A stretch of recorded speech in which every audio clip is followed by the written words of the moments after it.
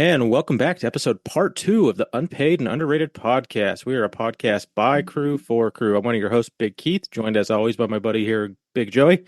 Hey, my beer was empty. I threw the koozie away and then somehow put the can where the koozie goes. It was a really stupid mistake. Hi, everybody. And we're joined by a few other guest crew this week. We're waiting for the guests to get on a little bit later. So we got Big Scants. What's up? And Big Christina Murphy. Hello. Oh, she has a Welcome, first everyone. name. I keep forgetting. Apparently, Oh I do. yeah, sorry, AKA Just Big Murph. Murph. Yeah. I also have somebody that if you guys have been listening to us since we started, there's one name that I brought up several times in the weeks following last year's Lift Hard, Live Easy, and it was somebody that I said I promise I'm going to get them on the podcast, and I feel like a week out from the Lift Hard, Live Easy next week is a good time to have them on.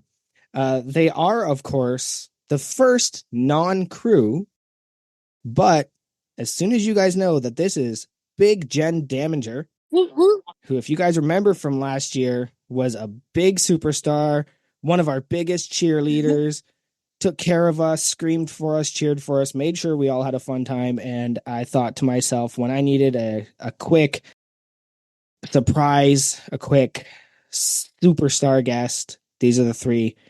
Welcome, Big Jen Dammy. Hey.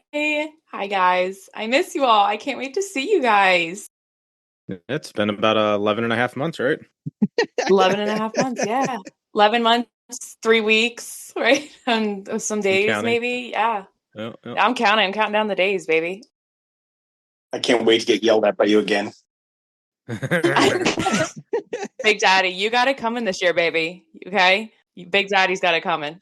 That's it. I only respond to being yelled at. You guys know I'm always here. I'm the biggest cheerleader here, guys. Come on. Absolutely. I can't wait. I'm going to be stuck in a car with you for as much as possible, which I have no complaints about. Yeah. We'll gloss over some of the general stuff just because, again, there's a lot of voices going on. Obviously, me and Scants are both drinking Keats. And I got a little Arbeck 10 in here, too. I'm having a little whiskey, too. So. Oh, that's the buddy. spirit. Nice. Badass. Murph, what was in your koozie there? This is a cherry Dr. Pepper Zero. Not as exciting, but Still pretty exciting. Dr. Pepper's but top I'm tier. out and about, and I don't want to be stopped by the local law enforcement for walking about with a roadie. Open. Yeah, you don't have to cheese it when the fuzz shows up. And I'm an out of towner, so they're immediately like, "Excuse me, ma'am, who the fuck are you?" Oh yeah, I was just saw you were getting one of your last lifts in, and I'm glad you found a nice commercial gym. Yeah, it was an awesome little powerlifting club. It was amazing. That was not hold on. I think Keith was being silly. That was not a commercial gym. Well, it was a not her home gym. Anything Yeah. that's not your home gym is a commercial gym, a public gym, if you will. No, that was a powerlifting specific gym. Not if they got a Dan Bell flag to do. Yeah. Everything's a public gym that's not your basement or your garage. So Oh, hard disagree. almost everything. I don't know. I There are paid to outlets. use it. It felt There you go. I don't charge access to my gym. But if she comes to your gym and other people she doesn't know are lifting there, that makes your gym a public gym. Yeah, no. debatable. I disagree.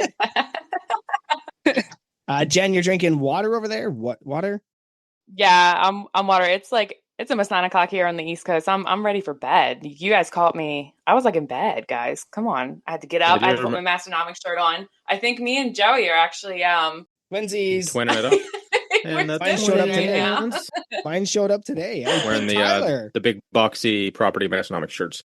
Big Tyler's here. Hey, buddy. I love them. We'll have to we'll get to the guests a little later when we can figure out the mute issue. So we're good now. We'll just take care of some issues while we got a nice big round table before we get the guests on the horn. Anybody get a chance to watch last week's episode or listen to last week's episode? That is. Yep. Everybody. The We can go through it and do. I don't know if anyone listened to the live episode last night because they actually left it going for about 2 hours, so it was a long one. But they did a Lift Hard, Live Easy preview, so definitely got some sneak peek at some stuff that you guys will be able to hear this Sunday or Monday whenever you catch it. So that was really cool to hear. And then the do you need a powerlifting coach, etc. I don't know. I coming from guys that have never had powerlifting coaches, it was kind of funny to hear them talk about it for an hour. I was like, I mean, you kind of obviously you're in the world, but like you've never had a coach, so it's hard to basically have to take everything someone says when they have no experience with it with a grain of salt. So, for all that, I guess I'll still go ahead and give it 5 out of 5 Massonomics iPod touches. Anybody else? Murph, did you listen to last week's episode? What do you think about do you need a powerlifting coach? I did listen to it. It was funny because they haven't, they didn't have direct experience with coaches, but I thought they were pretty spot on, like about where you might be on your journey that you would want one or need one. I obviously only really know my experience and what caused me to get one. But yeah, I think that they were pretty, I'd give them 5 out of 5 touches, I suppose. 5 out of 5 touches. So. Not even Massonomics iPod touches. It's a nice touch there. She may or may not still be heavily medicated from surgery.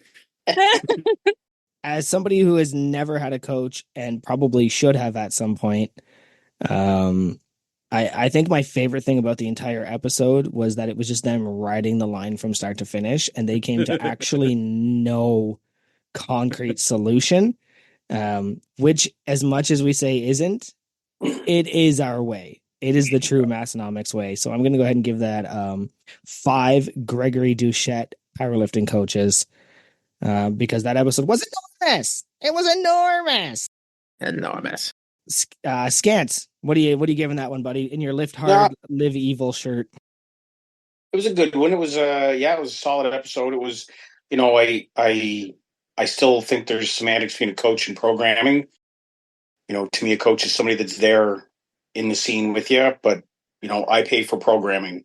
The guy who does my programming now and then will be like, hey man, shoot me a video, let me check this thing, try to move your hand like that. So it'll give me some coaching stuff, but to me, I call it programming. Otherwise, I'm just doing if I don't have something programmed, I'm just doing a Rich Piana 8-hour arm workout. So, but no, solid episode. I definitely give it, I give it 5 out of 5 nice seafood dinners with Dorothy Mantooth any day. So would you guys say that, like, okay, because they never touched on that, and that's a very good thing you bring up there, Scants, is a coach somebody who's there from start to finish? They're doing the tap, like tuck in your hips, like a ballet coach, where they're like, critiquing your form and critiquing your diet and programming, or are they just like just programming percentages? Is it not the same thing? Normally you'd get, if you're going to hire a coach, they would normally do the programming and coaching side of it, is my version of it.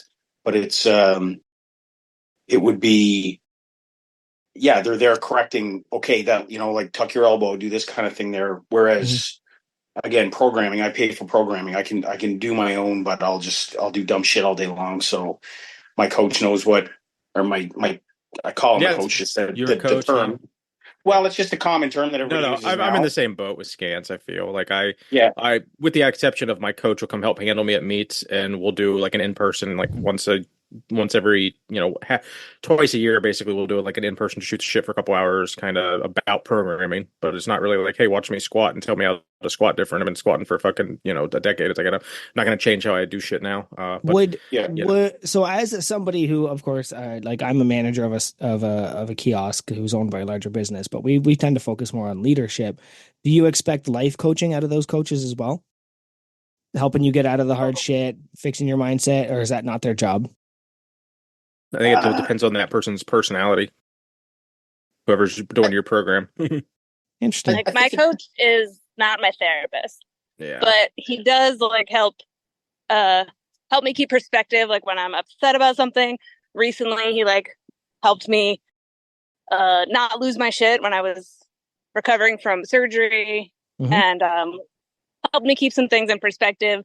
Actually, while you guys were talking, I got the app notifications of the video reviews from my coach for this past couple days. So I'm excited to view those after this.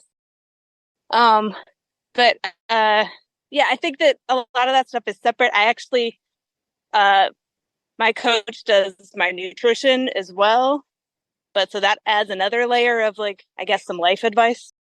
Mm-hmm. But I think outside of like, just keep your focus, do what you can. Like, I think some of that general stuff they can help with, but if you get too far into like your anxiety, I don't think they're supposed to. No, God, no. I don't have my staff tell me about their life problems or anything, but at the same time, I am the guy that has to be like, well, like, no, like you're here to do sales, so fucking sell. Like, let's figure out your barrier to sales and fix that. But I'm not here to be your therapist. That's a good one. My coach isn't my therapist. Jen, I know that you're not quite in the lifting world. This might be a bit boring to you, but I promise I have some really good questions for you in a minute. Tyler, what do you think of last week's episode? It was good.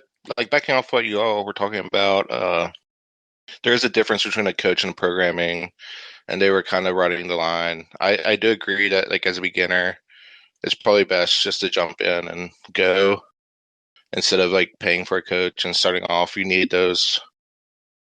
You need to learn yourself what mistakes to make and stuff.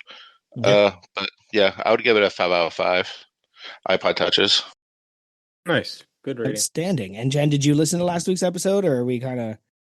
No, I didn't. You guys know I'm not in your world as much, but I'm certainly familiar with it. And I personally, from a personal standpoint, I'm a wife to a power lifter who takes this sport extremely seriously. And just, it's an emotional thing as well as a physical thing. If you're emotionally not there, if your head isn't in the game, in that moment, we need to fix that in that moment. I think I think those things go hand in hand. Don't fix childhood trauma, but if you're in the moment and you've got something kind of going on, I think being a coach, being just an emotional support to someone, can have such positive ramifications for sure, especially in this sport and what I've learned in the past, however many years. And sometimes being not so much emotional support, there is some value to being an emotional barrier, right? Where every once in a while have to remind them, I'm like, yeah, shit's going down at home, but you're not at home. You're in the gym. You're at work. Let that shit go. Do what you're supposed to do while you're here. And then as I build you better here, you'll be able to build yourself better at home. Right? That's how I've always viewed it, is if I can build you a better person, I can build you a better salesman. I can build you a better lifter. I can build you. I'm not a coach or anything, but I mean, I think the same stuff applies, right? So, yeah, for sure. All right. That's that one. So just while we have everybody here, especially while I have Jen and Murph and Scants for the short period that we have them, Tyler, you are still the guest. Just for reference, everybody, Tyler wasn't sure he was going to make it, so we had to kind of pull an audible and bring in, just some backup just in case, which he did make it, which is a true testament to that power. I want to hear just very quickly from everybody on here, your favorite memory from last year and what you are looking to make your favorite memory this year. And do you mind if I start with Jen? Reddit. Oh my, you got to put me on the spot like that, because I have so many amazing memories from last year. You don't have to pick one. Just go. No, I feel like meeting all of you guys for the first time, finally in person, these people I've been hearing about for how long, I finally got to meet you guys. And it was almost better than anything that we probably could have expected. Like, I'm in my head, I'm like, we're really about to like go out to South Dakota, right? Spend money that I could maybe use on a trip someplace else. But no, I'm going to the Midwest. And I actually end up having the best time of my fucking life. Like, I'm actually a little afraid that this year isn't, last year was so good. I'm scared this year isn't going to live up to last year, because it was that good. But even just like going and getting like pizza with you guys and having dinner with everyone around the table after the meet, and just like then going to the zoo, it was just like so many good memories, so many good ones. I've been excited ever since. I can't believe it's a week away. I still tell the story of Chris getting ready for his third attempt, and Jen is sitting next to me and I'm sitting next to the grumpy guy, and and he like grumpy guy. That was someone from Aberdeen, not Big Keith for clarity. This time. And Chris is just stressed. He's just like, I can see him looking at Jen going like, I don't know if I can lift this. And Jen's like, just focus, relax, do what you can. And then I just yell, don't listen to her. Fucking grip it and rip it, Chris. Like, I'm just overpowering. Yes. This guy's that did happen. I can confirm. And I'm just screaming, grip it and rip it. Ignore your wife. I don't know what helped him more. I'm pretty sure it was you just screaming out. I'm pretty sure that Dammy's, that's how he responds to everything. Just scream. It's the balance. Like you got the devil on each shoulder. For sure. Is there anything in particular you're looking forward to this year? This year I'm looking forward to, so I actually work for Build Fast Formula now. I'm actually, I run all their socials for them, and I have all of them on my shelf back there. I was like, I have to make Abby and Nate proud. But yeah, I'll be at the booth this year, and we're setting everything up, and I'll be getting all their content and everything. And we have a special guest coming with us, which I'm sure you guys know. They announced it in Discord. No, they didn't. Trey Mitchell, strongman. Trey Mitchell. Okay, I thought it was Chris. They did. I was like, stop. Guys, we tried. We tried with Christopher, and it's been a rough time. It's been a rough road, right? No, but we did try for Chris, but Trey will be there with us too. And Trey's such an amazing guy. So, we're super excited to have him with us. The whole team will be there, and honestly, just going and like working with them and being a part of your guys' world a little bit, and being there also on a personal note as well with my husband, and just knowing all of you guys, and supporting you guys and cheering you on like I always do. Honestly, I'm so looking forward to it. It's going to be awesome. And of course, driving around with the three gingers is probably going to be. Oh, the three gingers. I can never tell you, Dammy's or Ryan apart. Whenever I'm with you guys, I'm like, oh, hi. I'm pretty sure I went up to Ryan last year. I was like, babe. And I was like, oh, God, that's not my husband. I'm so sorry, Ryan. Because they're all like 4 inches and 50 pounds apart from each other. It's like yeah. Medium, big, and bigger. Like yes, small, medium, and large. I know it's insane with the gingers. So, oh my God! Last year wasn't somebody doing like the Pokemon evolution of the gingers? Oh yeah, that's coming. yeah, that's coming. We've planned a few things. Scants. Yeah, the gingers were definitely amazing. I love it. Scants, tell me your favorite memory from last year and what you're hoping to make your favorite memory this year. And it's not going to brunch with me on Sunday. Mm-hmm. That's a friggin' really hard one because it's the entire goddamn weekend was just fantastic. Mm-hmm. Like I rolled into the airport, and about 2 seconds after I rolled in, the truckload full of Matt Cesny and Jess and Big Eddie, Waffle Iron, they all come blasting in carrying my cardboard cutout, and we're friggin' sitting having a big chat in the middle of the airport at 11:30 at night. And I'm like, this is just friggin' crazy. And I get up in the morning, I walk into my hotel room, and there's friggin' Matt mostly squats in the next room beside me. I was like, dude, this is ridiculous, man. But like, yeah, I probably the best was just the whole meet was great. Low key, low stress. For anybody that's never done a meet before, that there's never going to be a meet. They're never going to do a meet that's better than that. Just everybody having fun and rocking and cracking crispy boys. I got President North Dakota wrapping my knees. It's just everything about it was friggin' awesome. What is going to be the thing I'm looking forward to the most this year? Probably just seeing everybody. Probably at Tanner's, seeing everybody. Again, low key, but just walking into that arena and for getting into the warm up room and that's friggin' awesome. Just going to see everybody from the crew there, and then you get that normal buzz of a powerlifting meet. It's like, fuck, it's gonna be awesome, dudes. I feel like it's not going to be low key because there's like 120 of us, and we all know each other. Thanks to again the Unpaid and Underrated podcast, we all have some familiarity with each other at this rate. I don't know if it's going to be as low key. I think it's going to be generally a bit bigger than it was. And I think that's a natural trajectory. Probably low stress as opposed to low stress is a good word. Like it's very fun because it's not like you're going to it's not like you're going to a function where you don't know anybody and you got to kind of dance around a little bit. You can just walk in and just, holy shit, dude, there's Mofo and there's Toby and there's all the dudes that I haven't met, and and seeing all the dudes and chips that from last year, and I can't wait to not shake Ryan's hands so I avoid injury. It's gonna be good Will stuff. he get the most injured award this year, though? Will he get it? I don't think, I'm pretty sure it was built for him. His name's probably already engraved in the back. I still think it's going to be how many he injures. I think it's going to go on how many people he injures.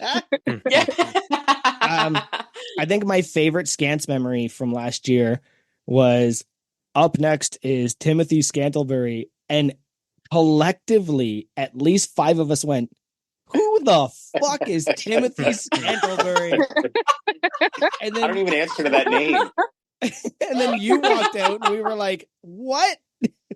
I swear, all of us, everybody that was in my row up, because I was up in the rafters at the time, was like, the fuck is that? I've been Scants since I've been 12 years old. Yep. And it's funny when I changed trades there, but 33, 34, I went from being an NCO to an officer, and in the officers, they call each other by the first name. And guys like, Tim, and I was like, me? Yeah, you. And I'm like, don't fucking call me that. It's just call me Scants, dudes. I don't answer to that name, man. I hear that name now. If Mrs. Scants is my name, I'm like, are we getting divorced? What's going on? Why are you calling me by my first name? Shit, what did I do? So you either call me Babe or Scants. Take your pick. Tim or Big Daddy. Now, Tyler, I see you wearing the Weekend Warrior shirt. Hello? Yeah. Yeah.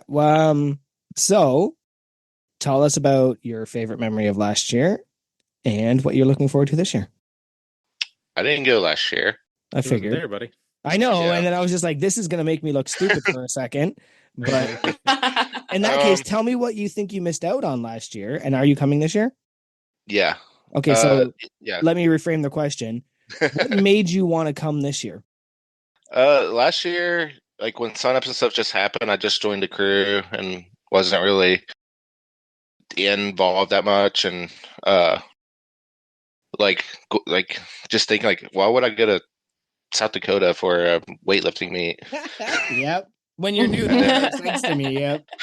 And then that whole weekend, just seeing everyone in the Discord and all the fun and everything came out of it, I have to go next year now. So yeah, I'm just excited to meet a bunch of people. I met you at the Arnold. Mm-hmm. I met a handful of people at the Arnold, but this is a much larger meeting of basically everyone I talk to in the Discord or see. That's mainly what I'm looking forward to, just hanging out and talking to everyone, putting faces to names and stuff like that.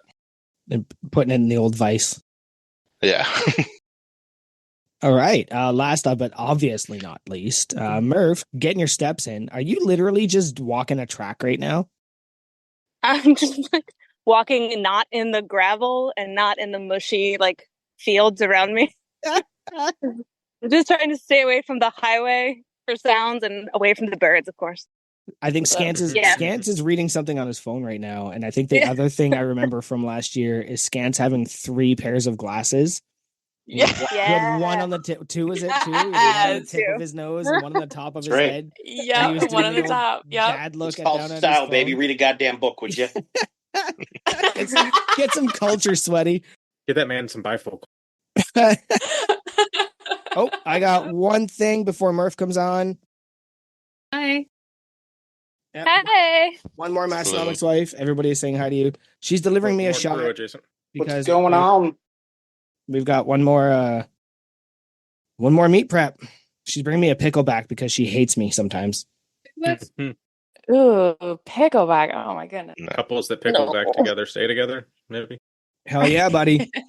I still don't even get that. So this is Jen. I don't think you've met Jen. You guys should connect, but I think Hi, honey. I know of the rest. Yeah, I think you know Murph and Scants. Well, it's so nice to meet you. All right, so Murph, What was your favorite memory of last year, and what memories are you looking to build this year? I'm glad I got to go last because I feel like everyone else had so many things, and I've now narrowed down my favorite thing to one. So I believe it was the second round of squats of the first flight of the ladies. And there was this woman who I had just met during warm-ups. And I believe she's going this year too. But she did her first squat, success. And then the second squat, they called her name. And she's like, oh shit, where's my belt? She had set it down somewhere, could not find it. So all of the women, like backstage are like trying to help her find her belt. And we're like, girl, you just got to go up there. Here, take my belt. Here, take my belt. Everyone was like, take my limbs, take my belt, take everything I own. Girl, you got to go. And so she's like, oh my God. And so she just goes up, no belt. So we're all losing our minds like, holy shit, like, go, up. And she gets it. And like that collective, like on second squats of everyone losing their mind because she went up and did it anyway. We were like, hell yeah. And it really like set the tone for this group is awesome. Like everyone was trying to help. Everyone was invested. I had never even met her before, like an hour before that. And like my life was on the line when she gets under that bar. I was like, you got this. And so who was that? It just really like, it helped set up the whole weekend of just everyone was in it together and we wanted everyone to do well. So I thought that was awesome. Who was that? Was that Weldecorn? No, it was Janine Dolphus. I would say Janine because I remember that. Yeah, it was. I think she had set her, her belt down over by her chair or something. And so after her second was successful, we're like, girl, do not lose your belt. Hold it. So you're not going to go anywhere this year to hide her belt after her first attempt, just so you can relive that experience just like and everyone. Oh my God, it was like heart wrenching. We were all losing our minds. So what are you looking forward to? For this year, so I think that, well, I'd like to go 9 for 9 as I did last year. That was dope. But outside of the lifting, I think this year I actually want to live slightly less easy. If you know, you know. Thank you, Scants. Hold on. I think I still have scars on my hands. Oh my God. I don't know what you guys are talking about, man. Everybody just had a good time. Yep. What happens at the meet, the weekend? What happens at the zoo stays at the zoo. I hope. including my DNA. I think everyone's just like having a good time. Actually, this year I'm most looking forward to watching the strongman event after instead of just like going straight to eat or whatever. Yeah. I think hanging out with everyone after lifting and just watching the strongman is going to be awesome. The strongman is going to be friggin' ridiculous. Yeah. At that point, you're going to see all the Uber Eats coming in and all the food deliveries coming in because all the powerlifters haven't eaten all day. The place is going to smell so bad with a buffet of food coming through. We're all like a little drunk already because Lou's already got the fireball out. And we're all just like, okay, we need food and we need to get ready for the strongman. I don't think Lou's going to be there, boss. I was going to say, is Lou even going to be there this year? I'm sure he's in Mexico. I mean, what's all said and done, if Fireball comes out, it's Lou's fault. Well, I was going to say, it's Lou's fault, right? Someone just bring the Fireball. No Fireball for me this year. No Fireball, no Froggers. That's the rules. No buckets of beer. To you and you only. Yeah.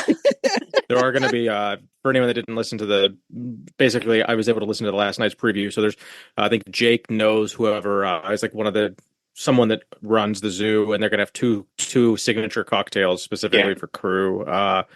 Don't recall what they were. But yeah, that's a thing. So Keith, what the fuck was it? Yes, sir. So Keith, your favorite memory and what you're looking forward to this year? I still think Pounders was my favorite because when I first met everyone, I think I'd met Tanner and Tommy at the Arnold prior to, but other than that, I met 7 or 8 crew as soon as I sat down. That's when I met the Damagers and Ryan and Big Dave and Katie and a bunch of other people. So Pounders will be never replaceable just because it was my first experience with a dozen crew in the same spot in just a chill setting. So that'll always, I think for the next decade, I still think that first Pounders trip might be my best memory. As far as this year, I think, just doing the strongman competition in general is going to be intriguing and enjoyable. Also, I'm looking forward to meeting a ton of new crew. So I think there's going to be about 115 or so of us with some drops in the powerlifting. And we're looking at, I think, 72 currently out of that 110 are going to be active Discord members and supporting crew. So, that's pretty sweet. Pretty excited to meet about another, awesome. At least 20 or 30 of them that I haven't met yet. So that'll be fun. Damn it. Keith, with that list, do you know the full roster? So I got that list from Tanner today. So before I just had like a running list. Like I literally like screenshot the roster of the powerlifting meet and the strongman and then like copied the text out of it. But even that wasn't up to date, even from like a couple weeks ago. So then one of the in my journey of trying to get people to submit these, I got a little bit of pushback. And so someone made the comment of like, well, there's like 80 you didn't get, so what's not getting mine gonna matter? And then I was like, well, I'm pretty sure I actually have like 75% of the actual crew. And then come to find out, I was about roughly around 60%. So pretty happy with that. And I've literally got like 8 new videos today after being able to actually track down another dozen people. Still waiting for Tim's video. You'll get it. You know the worst part, man? It's been pissing rain here. I need sunshine. I'm not doing a garage video, man, whether it's the sun, brother. Come on. It's all good. But I hope everyone's been enjoying those. It has been a fair amount of work just coordinating it all and trying to. The whole point of it too is I'm not just doing it so people can share it to their own wall. The whole point was to put it all in one place so then people can go follow that person. Like if everyone follows our podcast and then they can go follow these other people that they don't follow, and then I put it in Discord and then I literally fucking tag everyone's Instagram. So like if you're not going out of your way to follow all these people, then please do, because that's the whole point of the whole process. I think they're great, man. Everybody's own little take on it. Was it Alf did the who did the actual they had the route, the real road, technical road, and but everybody's I'm friggin' enjoying the hell of them, man. They're awesome. Yeah, my wrestling promo was stupid. Like I just was like, well, why don't I go and try? And it ended up working out. So Jen, it sounds like you're getting ready to hop off. Good night. Hop off. Yeah. We can't wait to see you in a week. And in 1 week, guys. It'll be here before you know it. Yeah, I do. I'll be there cheering everyone on. I do want to get you back on at some point. Maybe if we do a review podcast or something. Again, you're such a big character. Of course, you're so much I'm always fun. here.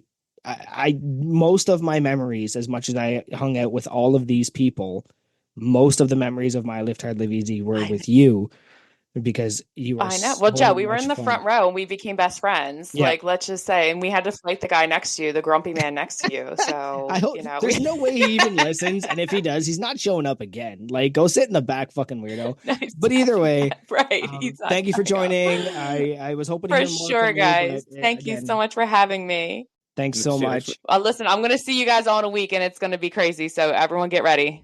Yeah, get ready. Where do you want them to go follow you? Want to go over Build Fast Formula or your personal? Where? Yeah, if you guys want to go over, follow Build Fast Formula or just Jen Davinger for my Instagram. And yeah, I'm always up to support you guys. That's why I got into Build Fast, and I love Nate and Abby, and they're amazing, and we're all going to be there. We can't wait to see you guys. We have lots of good stuff for you guys. Awesome. Well, we'll see you next Thursday, Jen. Sounds good. I'll see you guys next Thursday. Thanks, Jen. Bye. Bye. Well, I think that kind of rounds out the general topics. Now, guys, do you guys want to stick around? Stick around for a little strongman talk, if that's all right, boys. Absolutely, because you know more than I do. Yeah, y'all go strongman. I'm gonna go eat. All right, Murph. Well, we're gonna cook. We're gonna kick Big Murph off. Make Big Murph. Where should they find you at on the old Instagram? Observe my expansion. All right. Well, thank you for hopping on, and we'll see you Thursday. Thanks so much, Murph. Honestly, thank you again for joining us at such a short notice. No, yeah, we really do appreciate that. Thank you. Yeah. Bye. All right. Big Tyler, is that you? Oh yeah. All right, you are live on Unpaid and Underrated, the podcast about crew, for crew, by crew, relentlessly mocked by the Davids. I mean, we've got a few things to talk about here. So let's kind of dive right into what you said. You were kind of new to crew about the time of the last Lift Hard Live Easy. How'd you get here? I think I joined last January. I can look on the Discord and see for real. But I first found my Sonomics probably, I think the 2022 Arnold. Like I saw their booth. Like this is some cool shirts and stuff. And I've seen their Instagram like pop up on my feed every now and then. I think from that I started listening to the podcast, and then following my Instagram and stuff. And then about a year into listening, I joined the crew and been here ever since. I dig it. Where are you at on the podcast? Are you a backlog man? Or are you just a 2022 to current kind of guy? I wasn't a backlog guy until they started this Hall of Fame stuff. And I'm about nudged you.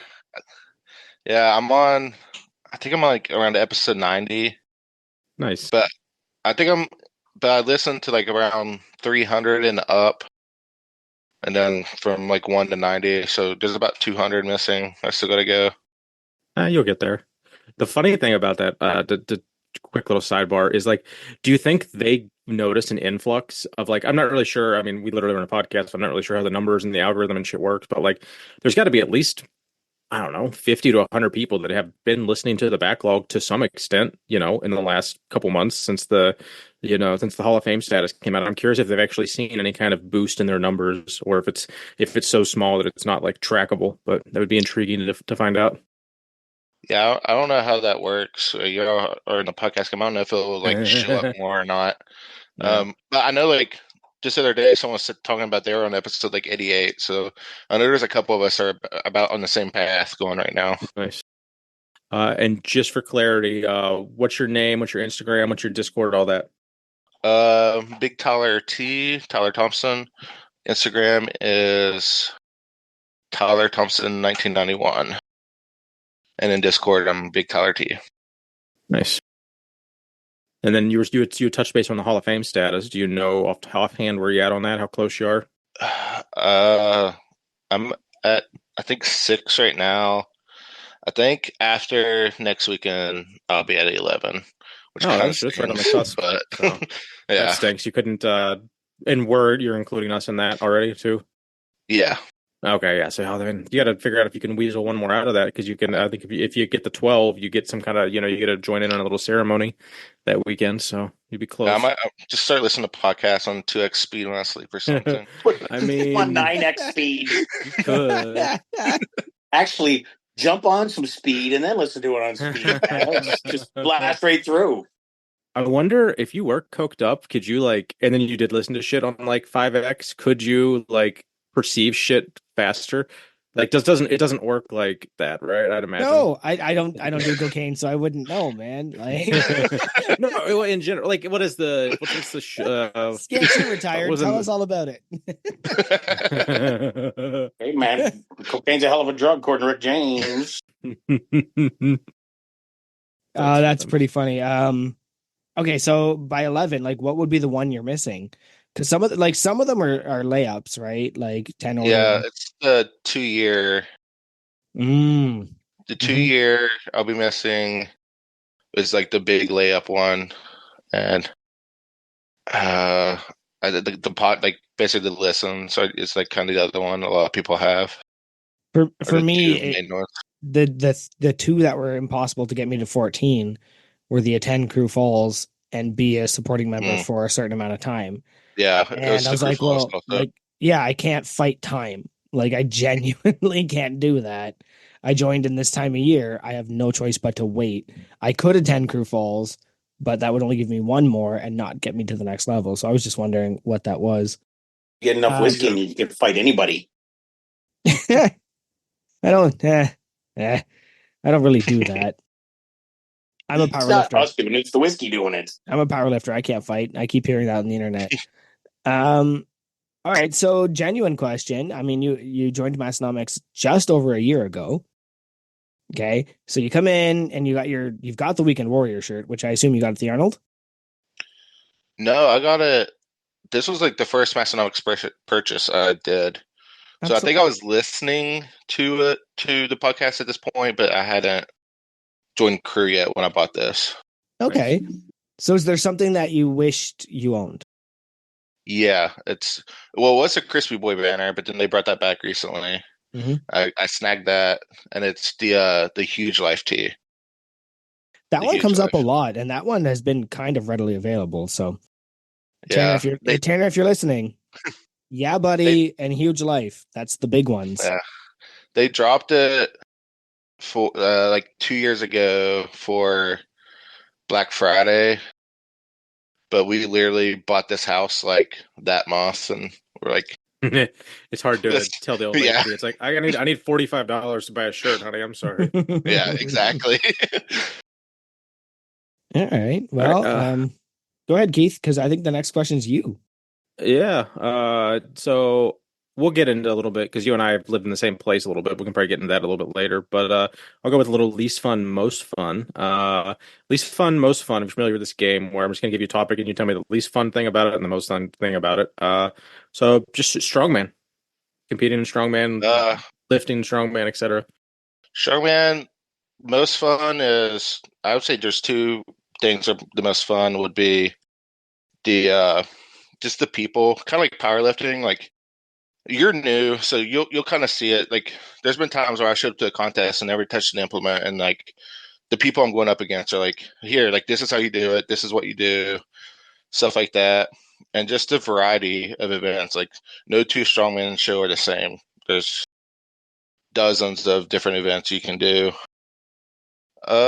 Least fun, probably just sometimes you just get in that grind, which I'm sure that's anything, but that like going to the gym 4 days a week and just that grind can get on you bad, like hard.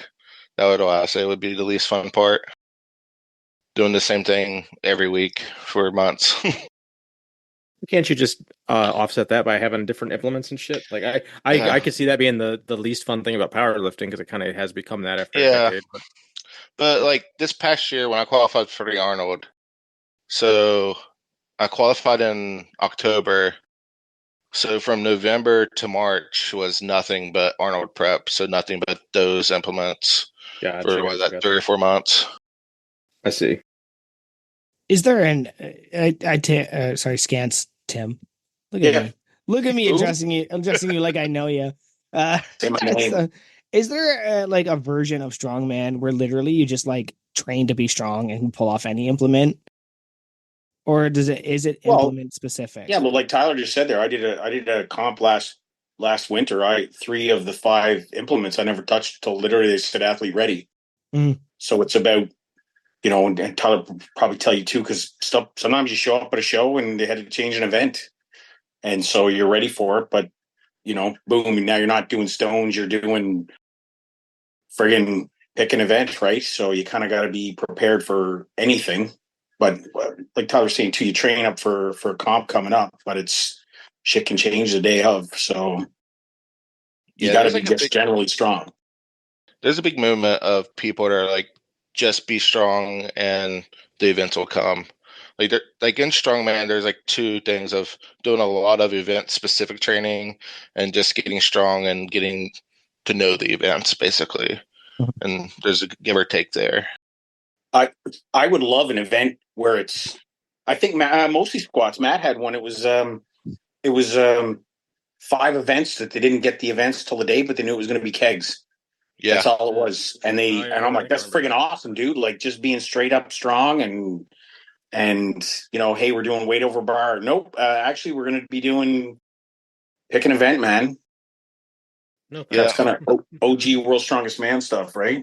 Yep. Yeah, the Arnold did like there was a mystery event that wasn't told to us till 2 weeks before the contest. And my coach from West Virginia, he used to put on contests, and like one of the events was always a mystery event that you would hear about the day of the show. That's dope. How's your cardio training for strongman? I mean, you have now you have to be cardio heavy. Strongman kind of pendulums between super strong and cardio more, and we're definitely on the cardio side. So, I mean, I'm not gonna be running like miles, but like I'm carrying sandbags for like max distance or stuff like that. That's my biggest fear of getting in strongman is I just don't have the cardio conditioning. I said no. I mean, it's a genuine fear. Like everybody's like Joey, you do want to get in a strongman. You can tell from everything I say and do. But God, I don't want to do cardio at all. But I kind of understand I have to.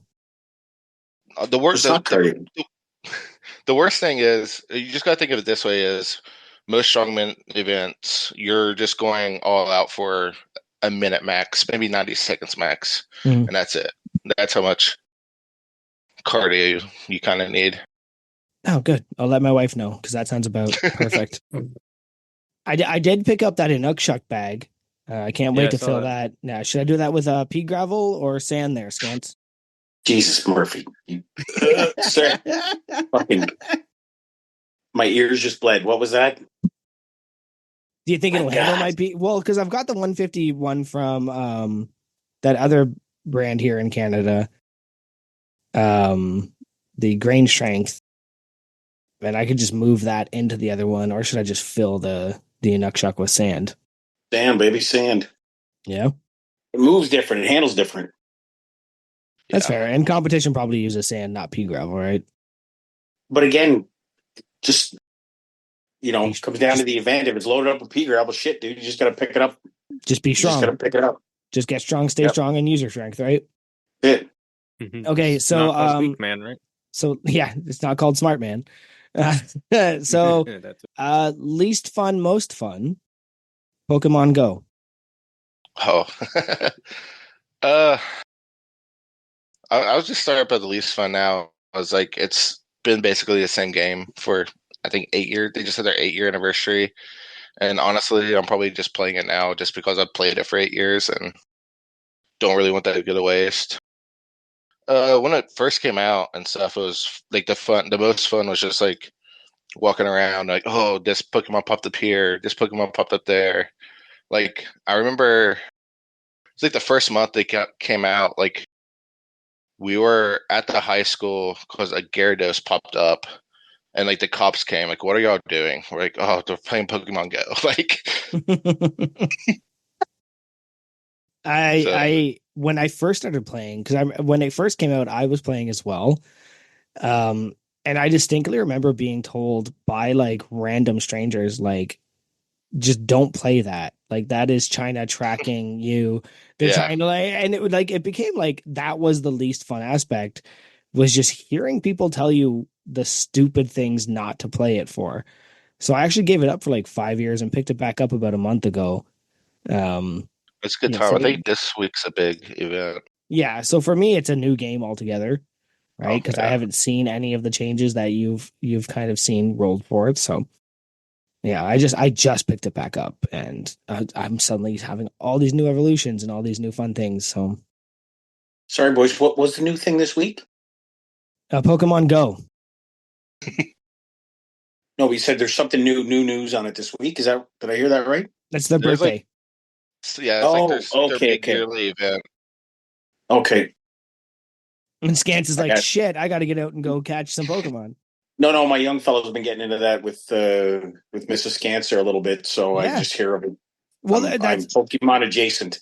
The reason I gave it up was because I moved to the country and I don't walk anymore. Yeah. I drive to everywhere I go. But now that the kids are old enough, I can drive somewhere and walk with them and show them, hey, let's have some fun. Let's go to this. And so I restarted doing it again. Okay. Oren's amped about it. And that is one of the reasons, right? Is just like, well, if the kids are excited, I'm excited again. So yeah, it's their big birthday event. All the Pokemon have stupid hats. And there's a lot of weird raids going on in some gyms if you can find them. Yeah, it's like I don't know when I quit playing. I probably quit playing the games around Black, and there's like so many Pokemon now that I'm like, what is this? Well, I played the game before this one, right? Because there was Ingress. Yeah, I played I never played that very briefly, right? I was playing it, and a lot of the stops are the same, and a lot of the gyms are the same, and that kind of thing. I think when it first came out, it was like a copy of it Ingress. Well, it was the same company, right? They just overlaid the Ingress thing and added Pokemon. Yeah. And I played that for a little bit because that was kind of cool. But then, like, it was the first AR game. It was the first kind of GPS tracked game. So I was like, cool, I'll get into Pokemon because also, like, I'm kind of into Pokemon. Not really, but the first wave at least. So I thought I wanted to ask about it because it came up a couple times in your notes. Keith. Yep, buddy. So I did want to touch base on where you were. So I know you lived in West Virginia for a period of time. Are you from West Virginia? Yeah. I'm from southern West Virginia, Boone County. Okay. Ever seen The Wild One for Whites? That's my hometown. Yeah. Good old Jessica. Is Jessica still alive? Yeah, I think. It's got to be fucking old because that was like mid 2000s when I think they got like semi internet famous by just being fucking hillbillies and shit. So yeah, I think that movie came out when I was still in high school. Gotcha. So you and I have a little bit of I guess I don't know what the word for be. We basically went to the same school briefly, probably about a decade apart, I'd imagine. But I did 1 year at Fairmont State right out of high school in 2004. So, and Nick, you were there about a decade later. Yeah, I went from 2010 to 15. Nice. So you played college football there for the Falcons. Oh yeah. Nice, good stuff. And then you ended up in Morgantown for a while after that too, or were you lived in Morgantown when you went to Fairmont?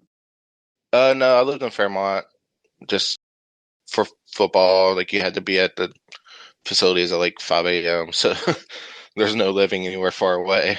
That makes sense. Yeah, after college, I moved home for about a year and a half, and then got a job at Milan there in Morgantown. Worked there for about 4.5 years. Now, did you leave because that's when Mylan kind of shut down, or was it something? Okay, yeah, because Mylan, for anyone not familiar, was a big pharmaceutical company. I'm not sure, are they actually still around or not? Or are they just closing Morgantown shop? So they actually combined with another pharmaceutical company to create Viatris. And like when they did that, they shut us down. So Viatris is still around. There's like other plants. Gotcha. So they absorbed Mylan and then shut down Mylan and Morgantown. Okay. Yeah. Because Mylan employed hundreds of people at extremely thousands. Yeah. But I mean, if you wanted to get I wouldn't say overpaid, but there was a lot of people working just on a factory floor making $30-$40 an hour, like working on a conveyor belt kind of thing. So that was crazy money. And I know I had multiple people that I knew that I went to school with that had like careers there, just as like entry level positions. And then when that job went away, they're like, how do I pay for my $400,000 house with like not a transferable skill? So that was, I'm glad you're able to assume you rebounded and landed somewhere else. So you're not in West Virginia anymore, right? Where'd you end up? Where are you currently at now?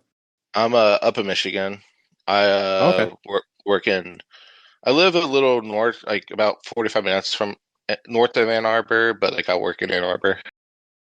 That's kind of a haul to drive, or do you get to work from home a lot? No, I drive it every day. Oof. Yeah. That's why. And you just want that's where you guys wanted to be, and you were just committed to being okay with the 45-minute drive, or it was just kind of the house came first and then the job came? It was kind of basically like this was the house we wanted, so I can deal with the drive. How far are you from Dodds? Dodds is over in Grand Rapids, so an hour and a half-ish. You're only an hour and a half from Dodds? Have you guys met up at all? No, we've texted. Like I've seen him around at different comps. We've texted a couple of times. We just never like got together. No, there's a chance I'm gonna end up there soon. So that might have to be a 49th parallel crew meetup. Go lift his rock, or actually he sent me a message and he's like, hey, there's a name missing from this rock. And I was like, well, yeah, but like I don't get vacation very often. So then what we do, we go to Columbus and then to Aberdeen. Pretty much. Yeah, he said if I come, I have to I have to press it. I can't just lift it. How much does it weigh? I don't know. How heavy a natural stone do you think you can? So if you had to shoulder and press a natural stone, or is it a natural stone, or are you talking about Yeah. Oh yeah. an It's atlas? natural. I So what don't do you know. think? I've Because I never mean, tried. well, what's your like axle or log overhead press? Like 300 or like 280 or Uh, something? the most axle I've did is 365. Jesus. Jesus. Okay. Barbell is Have 385. oh, damn. Have you ever pressed an atlas stone? I know that's a thing Yeah, but sometimes. like lighter. Like Oh, I feel I have one here at the house that's like 190, I think, I I feel press. like it shouldn't be a thing. nice. Pressing an Atlas stone it just feels weird.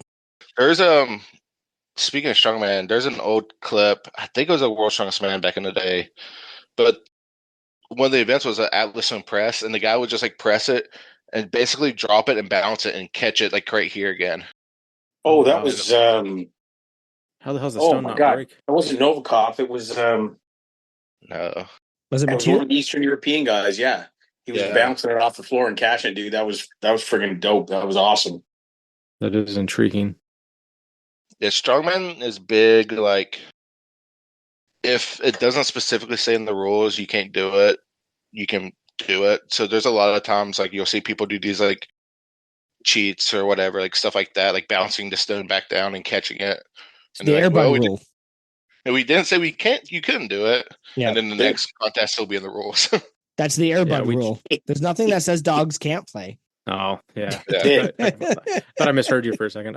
Yeah, we just got Jake just updated the strongman maybe 2 days ago with like kind of a bit more breakdown of like the official rules because we were training our deadlifts like with a well, Chris and I thought it was going to be a up and a down command on deadlifts because that's just how they train them here. And do their comps here. So knowing now that I can just touch and go my fucking deadlifts, it's just going to be like, well, that's. I mean, like I have to wait for the down command, but then I'm going to bounce that fucker as hard as I can because it's a fucking Yeah. rep contest. Like, I mean, Yeah. like you have to, like if you're fucking yourself if you. I mean, unless somehow bouncing it like kind of fucks up my rhythm. I mean, I'll figure that out in the warm up. I'm doing my max. I'm doing my last deadlift tomorrow, so I'm gonna practice fucking more of an aggressive kind of just down and up, down and up.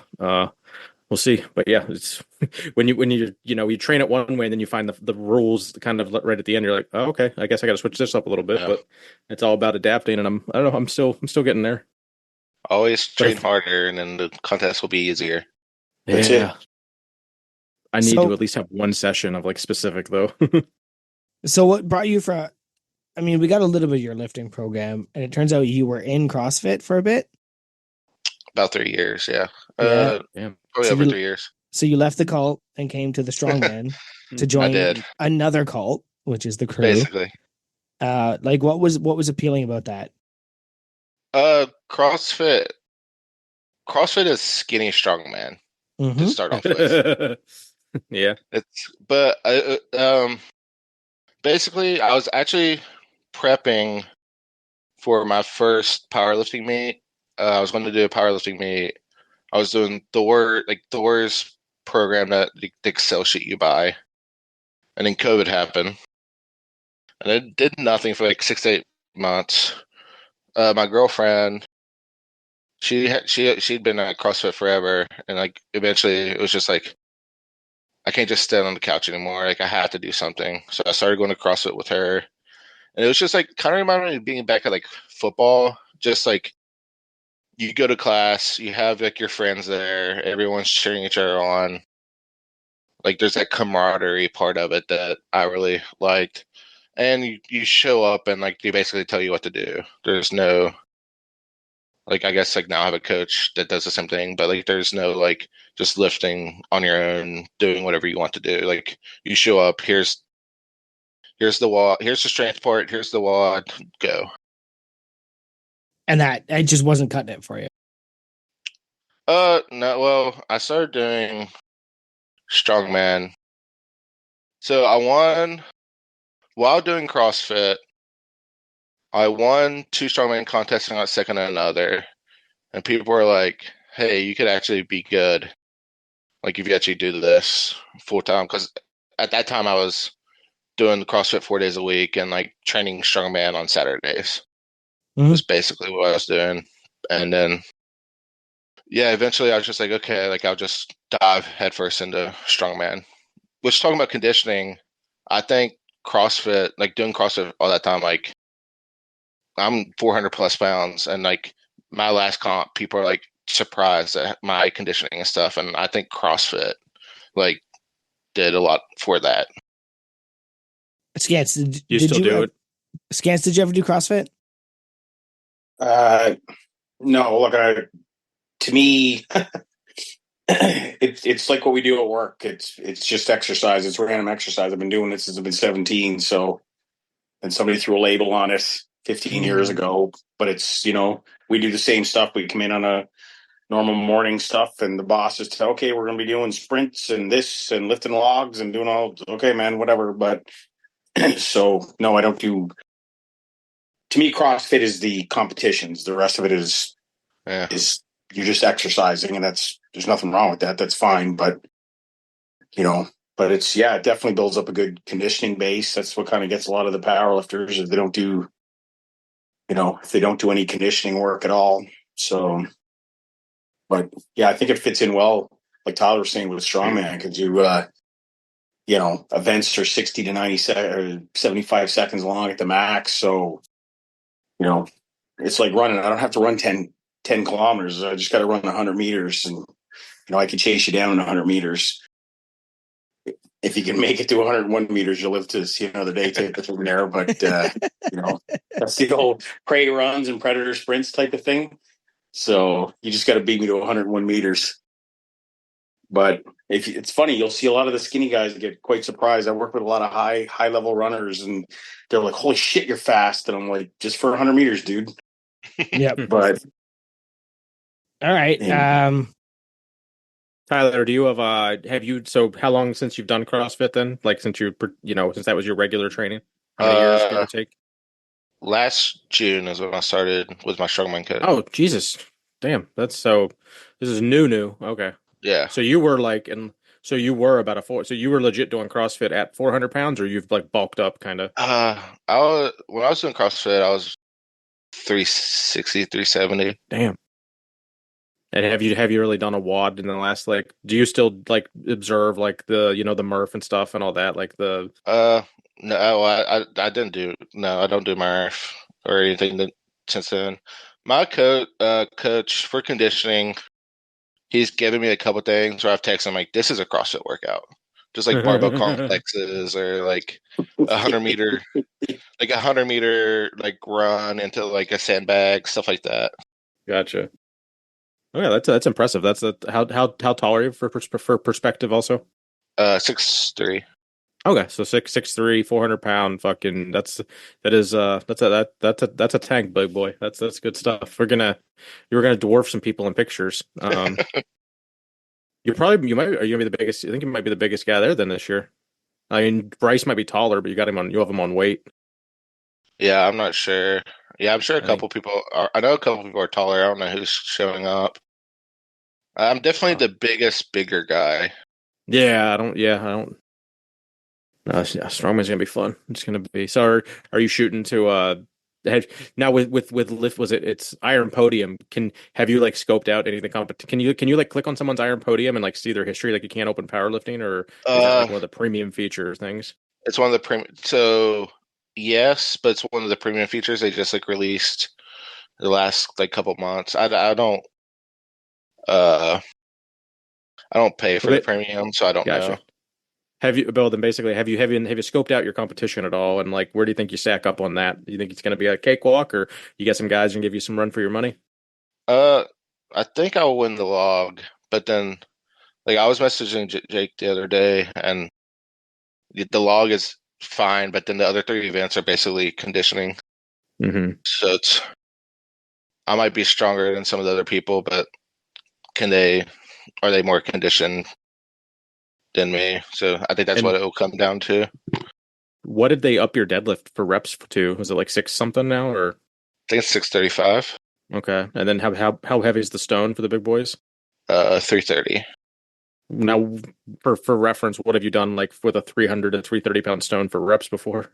If you don't have to give it, well, this will come out before the pod. I mean, I don't know. I haven't did it. I did like a 300 sandbag for like 8 or so reps before. Well, that's a lot fucking harder than a stone. Honestly, the only time I've only touched stones for one contest, like for nationals last year. Like this will be the first time I've ever used tacky. Oh, okay. Have you trained? So So you're going to go into it without training for it, or did you get a couple sessions in training with it? No.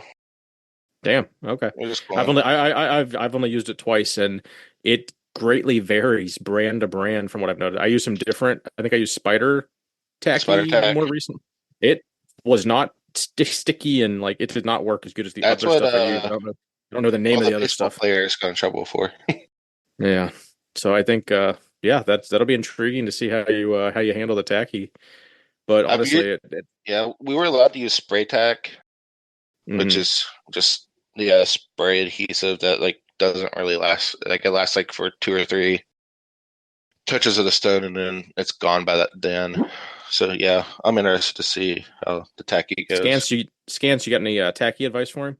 No, I'm the same dude. I got 2 comps coming up with stone runs, and it's my first comps I've had with stone runs. I've had a couple with stone to shoulder, but they've all been no tacky. I've just used tacky cloth. So I know that I do got to do a bit of digging because of, like with Cerberus Jesus. has like 4 grades of tacky that they're very weather dependent, and some are for colder, some are for hotter and stuff like that. So I just, again, got to do a little research and, see what's what. Tanner bought a bunch of tacky. So yeah, he did say that. So yeah, if Tanner has stuff there, he'll definitely have sufficient or proper tacky for the environment. So it seems like such a small thing, but I mean, I remember listening to Mitch Hooper talking about how one of his world's strongest mans when he fucked his stones because he had the wrong tacky on, right? So that's every year. Every year, someone loses out on the stones because of their tacky. Bobby Thompson did a couple years ago. yeah, that's right. Yeah, Someone I forgot who it was this year. Humidity. Yeah. So I have a few different, like, let's get away from some of the sets and reps talk here. I want to hear about your relationship with this guy, Mike. With what? With Mike. Oh, Mike. Yeah. Is Mike Bizarro-troned to you? Like, you got him thrown out of a bar. Oh shit. Like, there's a few, like, it genuinely comes up a few times. I forgot about that. Like, this Mike guy comes up a couple times. What happened? He was supposed. Did he do one? He was supposed to do one. I don't know if he did. He might have submitted some stuff. But the bar. We were out at Mutt's, if you know where that is, Keith. Oh yeah. We were out at Mutt's, just hanging out, and for whatever reason, it was winter time. He was wearing a jacket. Oh, huge mistake. Yeah, I rushed over and grabbed like the bar mat and threw it at him. I said, "Put this in your jacket." And he was like holding it, and the bartender turned around, like saw him holding it, and like kicked him out. That's funny. Yeah, that was stuff. One. Was Mike able to keep the bar mat though, or? I don't think so. I think they made him give it back. Damn, Mike! Come on, Mike! Jesus. Come on. There's another time where he was like, I think he cuddled my toaster one night. Cuddled your toaster? Yeah, just asleep on the floor with my toaster for some reason. Is that a euphemism? Oh, that's not. I can't say euphemism. That word. Euphemism. There you go. That's a word. No, it was. I woke up and he was in the kitchen laying down with my toaster for some reason. That's great. I mean, technically, that's just a low grade electric blanket, is it not? Or yeah, you just toss that under your blanket, hit go. Just don't take it in the bath.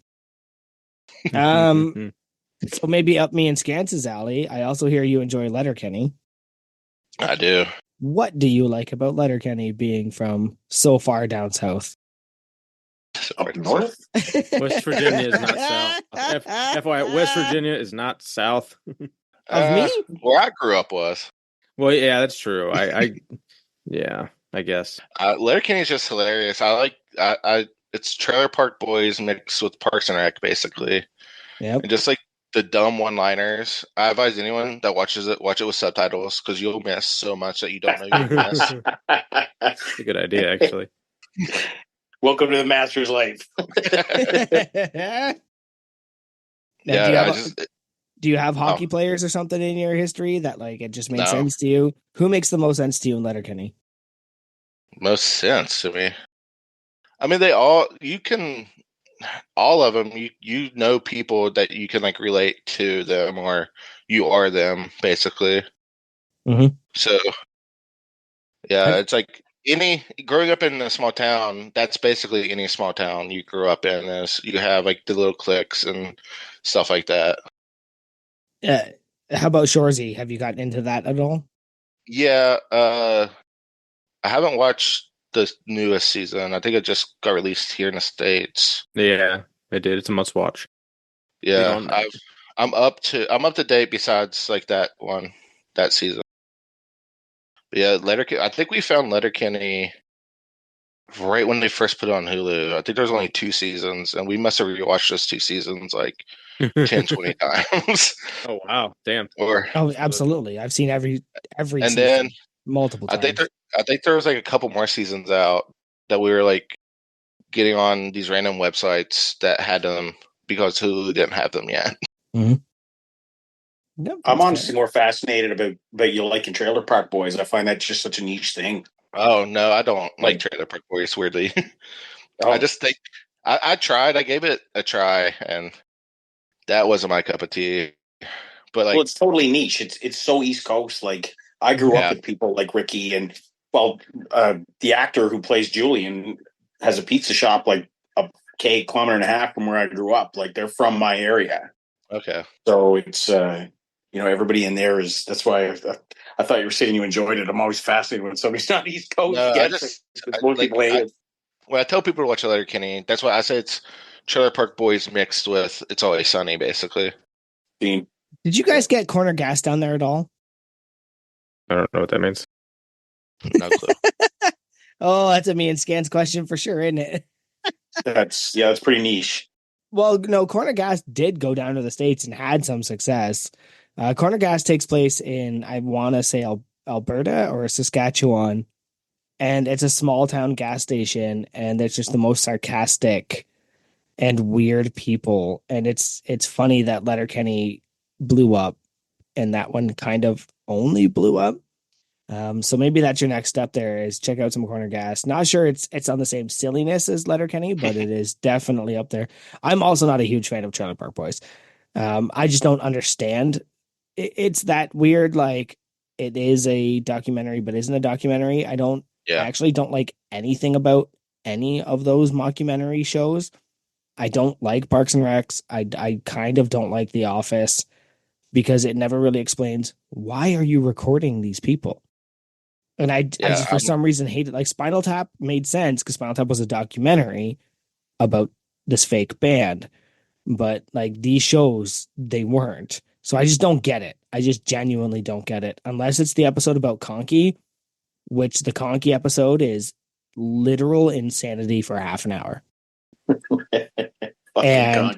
Fucking Conky, the fucking Patrick Swayze, like that's the funniest shit. I just don't get it, but that's just me. I'm not funny. All right. So that's my Letterkenny question, I guess. So I hear you make small chairs from matchsticks. Tell me about that. What's is that a thing you actually do? Did we get bad notes again by the look of your face? I think you got bad notes, or it's just something Jesus. I'm not thinking of. Maybe it's like you just drunkenly at a bar make a fucking chair with matchsticks or something. Like I don't know. Someone said it. I don't. Okay. We're also working with a new note format, so maybe it was definitely from this week. So I don't know. That's strange. I understand you don't like anything green. What the fuck? Oh, I'm allergic to chlorophyll. Really though? No. No. Okay. Yeah. I didn't think. But yeah, no, I don't eat anything green. It's disgusting. Not even pickles? Especially not pickles. What the fuck? Pickles are nasty. What? Yeah. Green Jello. It's pure electrolytes. It's just straight up electrolytes in your face. Actually, what plants crave.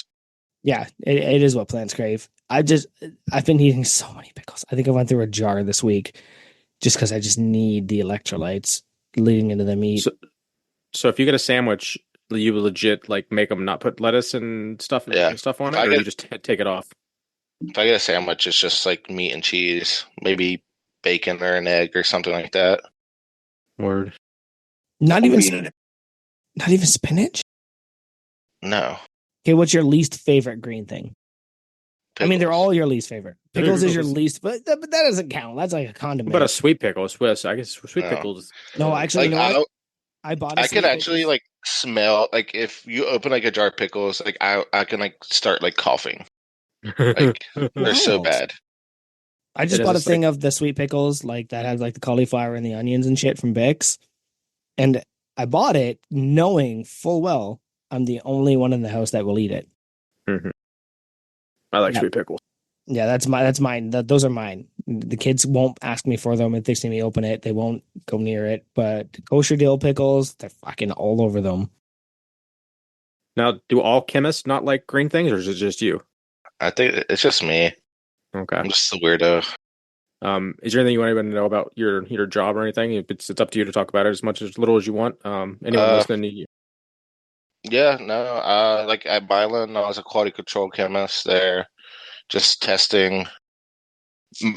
When I worked there, Milan was the largest oral dose tablet manufacturer in the United States.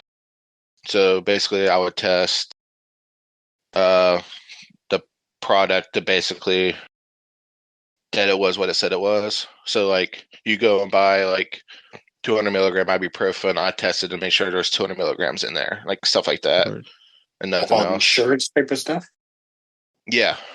Now, where I work now, we're doing more extractables and leachables, which is, say you have an IV bag, we test to make sure that like the drug product isn't mixing with the plastic of the IV bag, and like nothing is coming in or out of it, stuff like that.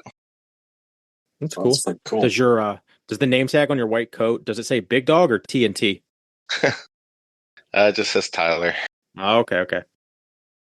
Neither of those were are either of those nicknames you actually like hear on a regular basis, or is that just something like randomly from somebody? TNT. So I was born in 91. My parents named me the very unique name Tyler at that time. Don't have enough of those. There was 4 other Tylers in my class. So just growing up, I was always like Thompson or TNT because like my initials are TNT. Gotcha. And it's dynamite. It's dynamite. Yeah. So favorite AC/DC song then. Obviously. And then my girlfriend always makes fun of me because she's like, no matter where we go, like people just walk up like, "What up, big dog?" or stuff like that. that is, you are the meme. Yeah, like we're at Nationals last year. She she loves to say that, like we're at Nationals, and like the guy was like letting everyone in the door, and like, "Oh, come on, like welcome." He's like, "Oh, come on, big dog." Like she's like, "You're the only one he said that to." Like just stuff like that. Funny. What is crushing it? Is that it came up under things you hate and things you love, and I don't know what the fuck it is. All right, this is another Mike thing. Okay. So I don't know when 2017, 18. I don't know when it was. We went to my friend Joe's house to go to Medieval Times because my other friend Chance wanted to go to Medieval Times for some reason. So that weekend, Mike just started saying crushing it. So like the whole weekend we're just crushing it. Like you slam a beer, crushing it. Anything you did, crushing it. And it just became a verb. Gotcha. So is that something that when you see him it still kind of is a thing, or is it just yeah basically every time we get together it's like we're crushing it. Good to know. What's your have you been able to break past the 800-pound deadlift someone said you were working at, or is that yeah, last meet I hit 825. Jesus. Damn. That's raw. That's like not in a suit for anyone listening. Like that's a big. Not suited, just like knee sleeves, belt, and straps. So is it? Or can we do the breaking news to let everyone know that you're going to be also competing in the deadlift only at the Live Hard Live Easy, and you're going to go pull 850? Is that a thing? I don't know if I could do that without straps right now. Oh, okay. So that's good stuff though. But you did that in a powerlifting meet. You did 825 ish. No, that was strongman. Oh, okay. Yeah, most powerlifting yep. I did, I think it was 705. What's your I only asked this because I saw one of my buddies the other day pull like 600, I think, on an axle, and it was crazy to see the fucking bar. I mean, it's an axle bar, so there's less than zero flex. So yeah, have you had much experience like doing heavy deadlifts on an axle and then comparing that to like a whippy deadlift bar? I hit 795 on that axle. Fuck, jeez, that's impressive. I think the world record isn't it only like 950 or 925 or something. I don't know. If you go, it's from the regionals. I did like the South Carolina regionals. If you watch, I have it like to my thighs, and I take 2 steps back, and then like plan again and like finish it out. Nice. Yeah, like a lot of people talk about whip, and I'm just a kind of grip and rip kind of deadlifter. So like it's helpful, and like I guess it just feels heavier on a straight bar compared to like a deadlift bar, but like I don't think it's like that crazy of a difference. Nice. Scants, what's your axle deadlift look like versus your deadlift bar deadlift, give or take? Oh God, bud. It's the funniest thing because again, it's all my axles been off blocks, so gotcha. It's like it's when somebody says, "How much you deadlift?" It's like, what way? It doesn't. but it's exactly. It's kind of it's the funny one where you don't hang your hat on a number because it's like, again, the guys, like you guys are saying, oh yeah, an axle's no whip, but it's like, well, it's no whip, but it's also pitching you forward a little bit, couple inches forward more than a regular pull. Oh yeah, because it's like fucking 50 inches or 50 millimeters versus 32, give or take. Yeah, so it's 27. That is. It's like I had my max pull in a comp with a powerlifting bar is 501 or 502, but then I did a trap bar deadlift with a fucked up hamstring about 4 months ago, and I hit 495 for 17 and 60 seconds. Nice, attaboy. But it was a trap bar, so I could kind of scooch forward a little bit and make it more like a little bit of a squat than a pull. So because my hamstring was fucked, it's still fucked, but it's so it's not a very direct correlation with stuff. So it's kind of fun that way. That's the best part. That's what I love about strongman. It's all, what's your 1 rep max? Like, well, which way? Yeah, people ask like what your max or something is. Like, I haven't had that in a contest in a year, so I don't really know. Last time I did it was this. That's what I say. Like, do you want my best or what I could do today? Yeah, like people ask my deadlift. I'm like, do you want axle, trap bar, regular bar, stiff bar? Like, yeah, totally. I don't do that, but my max, I like, what's your deadlift? Well, my max is 470 a year ago. What could I do today comfortably? Like that I could tell you right now, if you handed to me, I could do. Yeah, completely different question. I want to do an FMK. Can I hit him with an FMK? I actually have 2. In a rare occasion. Granted. Yeah, in a rare occasion. I have 2 for Tyler. So FMK, Charmander, Squirtle, or Bulbasaur? Oh, this is a kid show, isn't it? What's with all those words? Charmander, Squirtle, or Bulbasaur? And I want to say I'm going to get right out here. I actually just finally evolved all of those to their maximum, like within the past 2 weeks. I still have my original Charmander on Pokemon Go, like untouched. I have my original Bulbasaur. CP10. Yeah. Let's see. Well, Mary Charmander, he's the best no matter what. Ever since I bought the game in 96, 97. Like I had on the original blue version, I had a Charizard before I even got to the first gym because I didn't know how to play the game. Like, if you remember in the original like Blue and Red, you had to go get the Pokédex, take it back to Professor Oak. Oh, I didn't know that. So I just like stood there and like fought like level 5 people forever and got a Charizard before I figured out how to actually play. So marry Charizard, well, fuck Bulbasaur and kill Squirtle. I always liked if I played, I normally played Charmander. Um, every now and then I would do Bulbasaur and just Squirt. I don't know. I feel like Squirtle is like always everyone's favorite. Like the water Pokemon, I feel like always get a lot of love. Mm-hmm. So I just shot away from them. Yeah. Okay. So second FMK is going to bore the shit out of the Davids. Hulk Hogan, Macho Man, and Roddy Piper. So, okay. You're a little before my, like, obviously I know all of them, but like I don't like know them. Mm-hmm. But if I had to say, we'll marry Macho Man, fuck Roddy Piper and kill Hogan, just because of everything that's came out and like supposedly how big of an asshole he really was. Mm-hmm. And how like it wasn't just him, but like he basically destroyed WCW. I would have. I know it wasn't just him. Yeah. Like Rusev and a lot of things happened. Kevin Nash, he had a huge hand in killing WCW, but yeah, you had the Faker Poke of Doom and all that stuff. But they are from my generation, and I concur with your assessments. See, straight up. I would actually turn that, and I would marry Roddy Piper.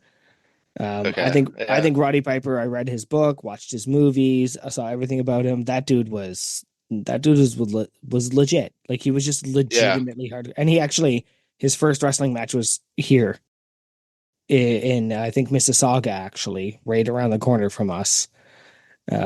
He was homeless here in Hamilton and Toronto, and his first match was in Mississauga, I want to say. So he's like a hometown boy, right? Like he was born in, his family was born in Scotland, came here, all that kind of stuff. So there's a bit of that local connection, but at the same time, like you just watch the stuff that he did. Like when he threatened to punch out Bill Maher. Because Bill Maher was like, "Oh, wrestling's fake," and he was like, "Yeah, sure, let me show you." And he pulled down his pants and was like, "Yeah, this bruised hamstring that I've been sitting on for 3 weeks. Yeah, that's real fake, isn't it, buddy?" Right? Like Roddy Piper never held back, and I think if more people knew the real Roddy Piper, I think he would be higher on the list for a lot of people. Hogan, he has a lot of issues, but again, he was famous for a long time. Yeah. Out of those three, Piper is definitely the one I know the least of, but like I do know, I've seen some of his matches and stuff. I know of him. Yep. But like he's definitely who I know the least of out of those three. Genuine tough guy. Genuine like strong, tough, feared in the locker room kind of guy. Scants, you got something you want to say? No, just it's a hard one between Hogan and between Savage and Roddy. It's it's a hard call either way. Hogan, fucking kill Hogan. Yeah, agree. yeah.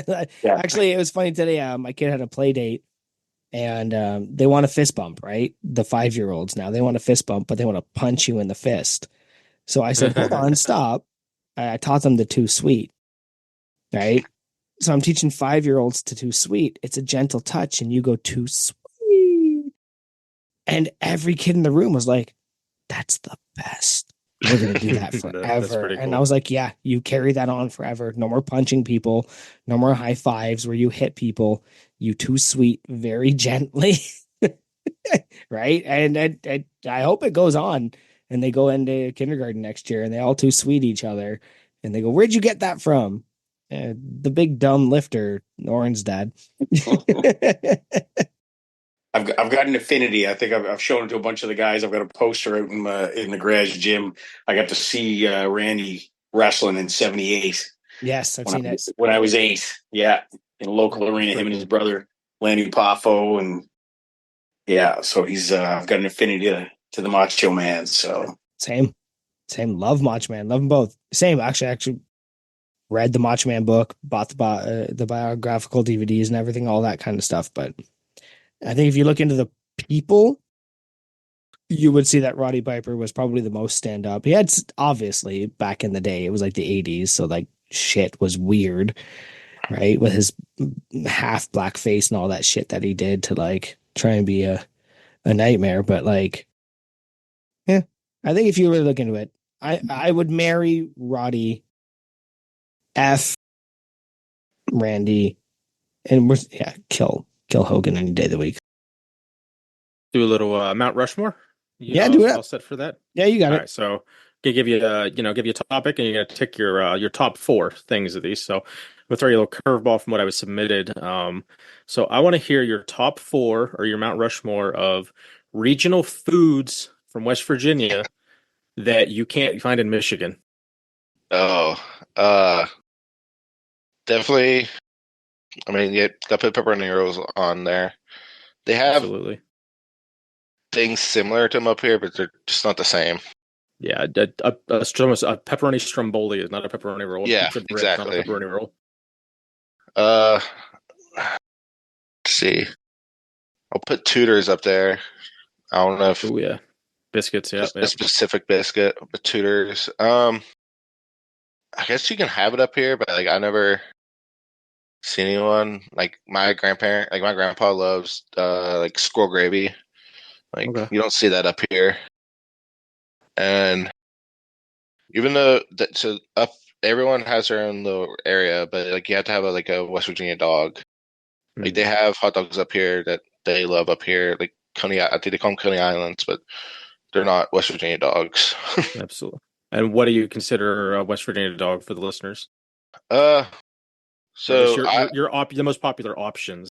Yeah, I'm not. I don't take the screen things on it, so I'm not a fool. Oh yeah, you wouldn't like the coleslaw, would you? No, I wouldn't like the coleslaw. Is the fucking worst. Yeah, fuck coleslaw. Coleslaw makes a West Virginia dog. Coleslaw is a West Virginia dog. West Virginia dog is what? Dog, mustard, sauce, and coleslaw. Yeah. Well, we're the only ones that do chili right too. Like if you've noticed that, what? Like if everybody else is fucking like meat sauce or hot sauce or chili with beans, I'm like, that's not fucking hot. It's not hot dog chili. So West Virginia is the only place to get a good hot dog, in my opinion. And I'm glad Tyler agrees. From like living in Fairmont, like I was right in the middle of those hot dog wars. So that's great. I'm the three of those answers are basically like I was definitely. I was essentially fishing for some a pepperoni roll, a hot dog, and biscuits and gravy, or biscuits of some sort. So the fact that you hit 3 out of the 4 on that, I'm pretty stoked. So that's good stuff. Scants, or anything in those notes you want to touch on before we move on to some unpaid on him? Any questions you wanted to ask him? No, I think we're good. Okay. You guys are taking it all, man. I'm just like I said, give you a chance to ask him anything if you wanted to. We've been a little short on our whiskey talk. Are you rye whiskey or bourbon or? Bourbon. A lot of ryes have that like dill note that I'm not a big fan of, but when I make cocktails, yeah, like dill. Like wet hay dill note a lot. Like especially young ryes will have it. I use ryes mainly for like old fashions, cocktails. Yeah, mixed drinks. If I'm having like just whiskey neat, it's normally bourbon. Dip my toes in Scotch, Irish, single malts. Yeah, buddy.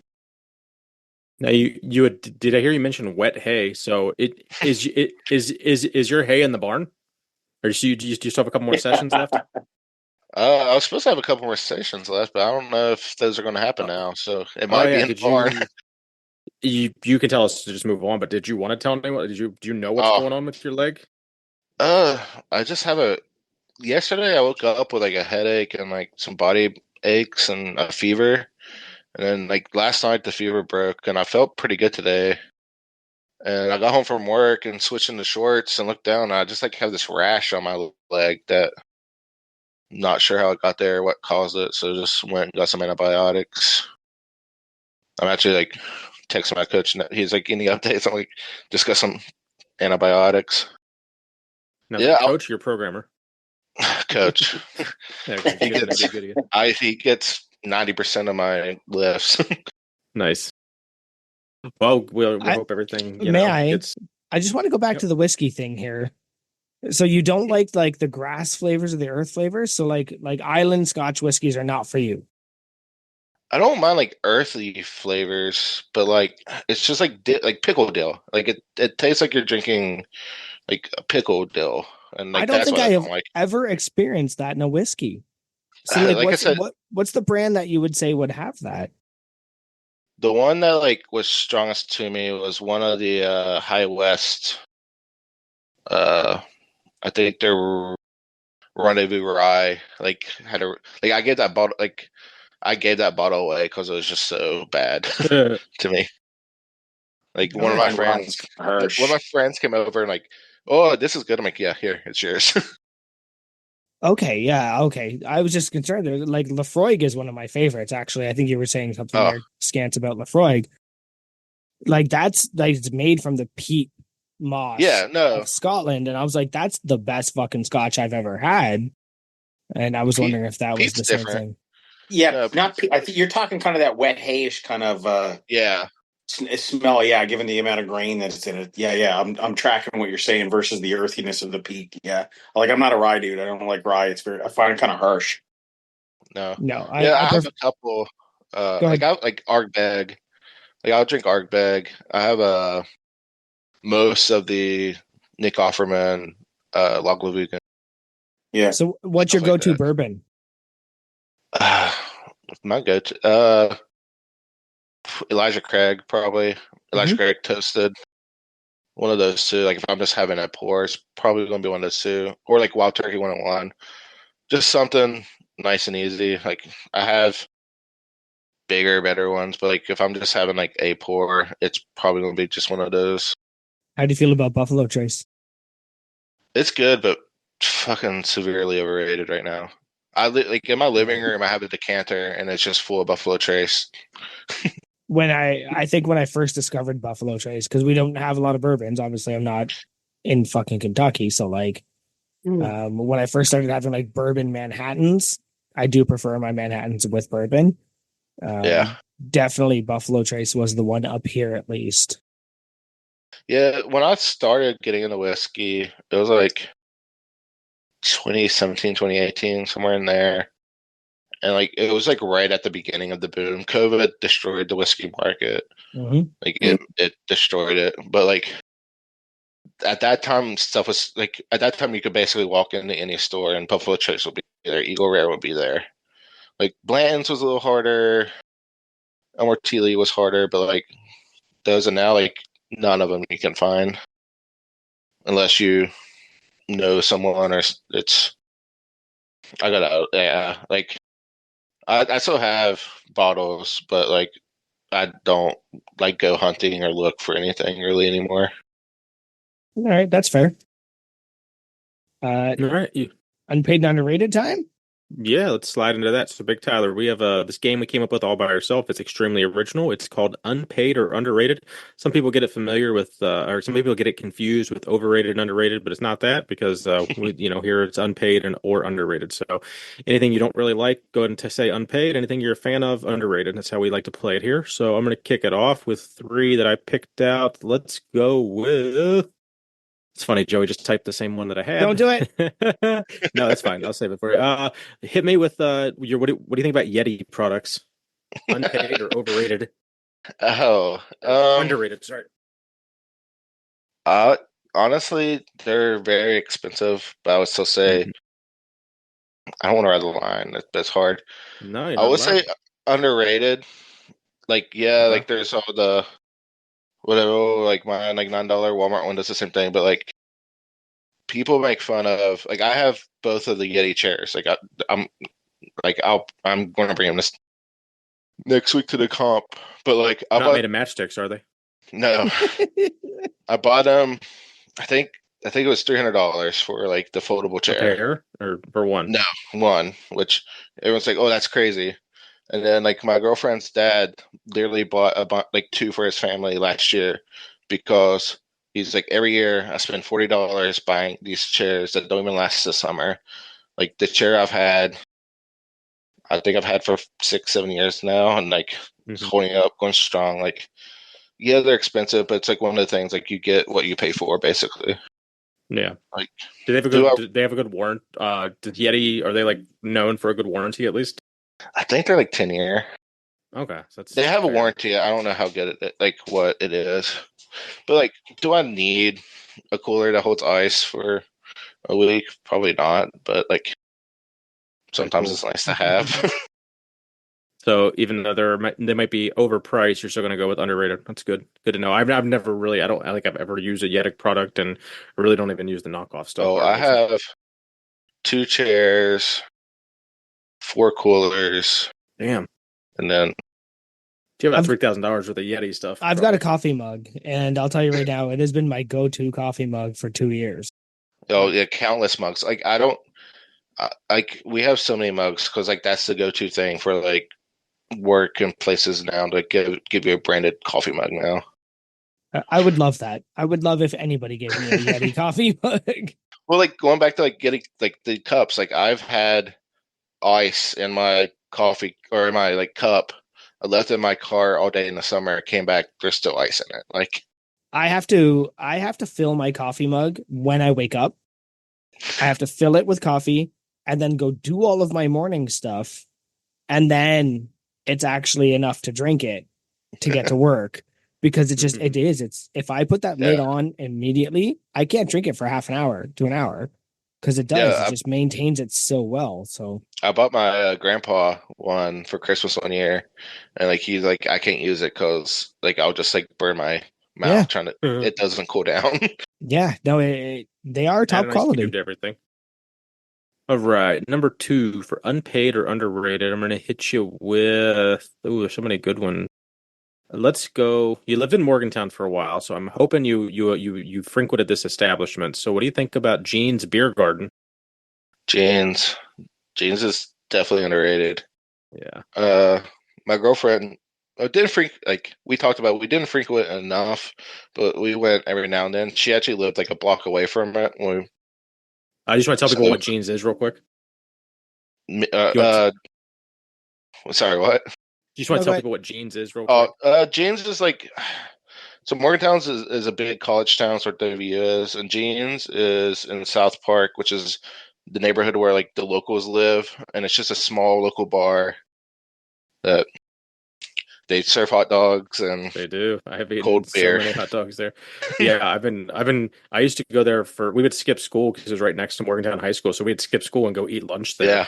Yeah, and it was great because you could. I might have had some beer. I did drink a lot of beer underage there, but not necessarily in high school. But yeah, it was my favorite dive bar. It was like my first experience of like being like 21, working construction, and like going to the bar at like 5 o'clock in the afternoon and drinking 3 or 4 beers, and then like just going eating dinner there because they had hot dog pepperoni rolls and shit, and then just going home and going to bed at like 9 o'clock and getting up at 5 a.m. go to work again. Like that was like my first like I'm just one of these old I was an old man at a very young age going to the dive bar.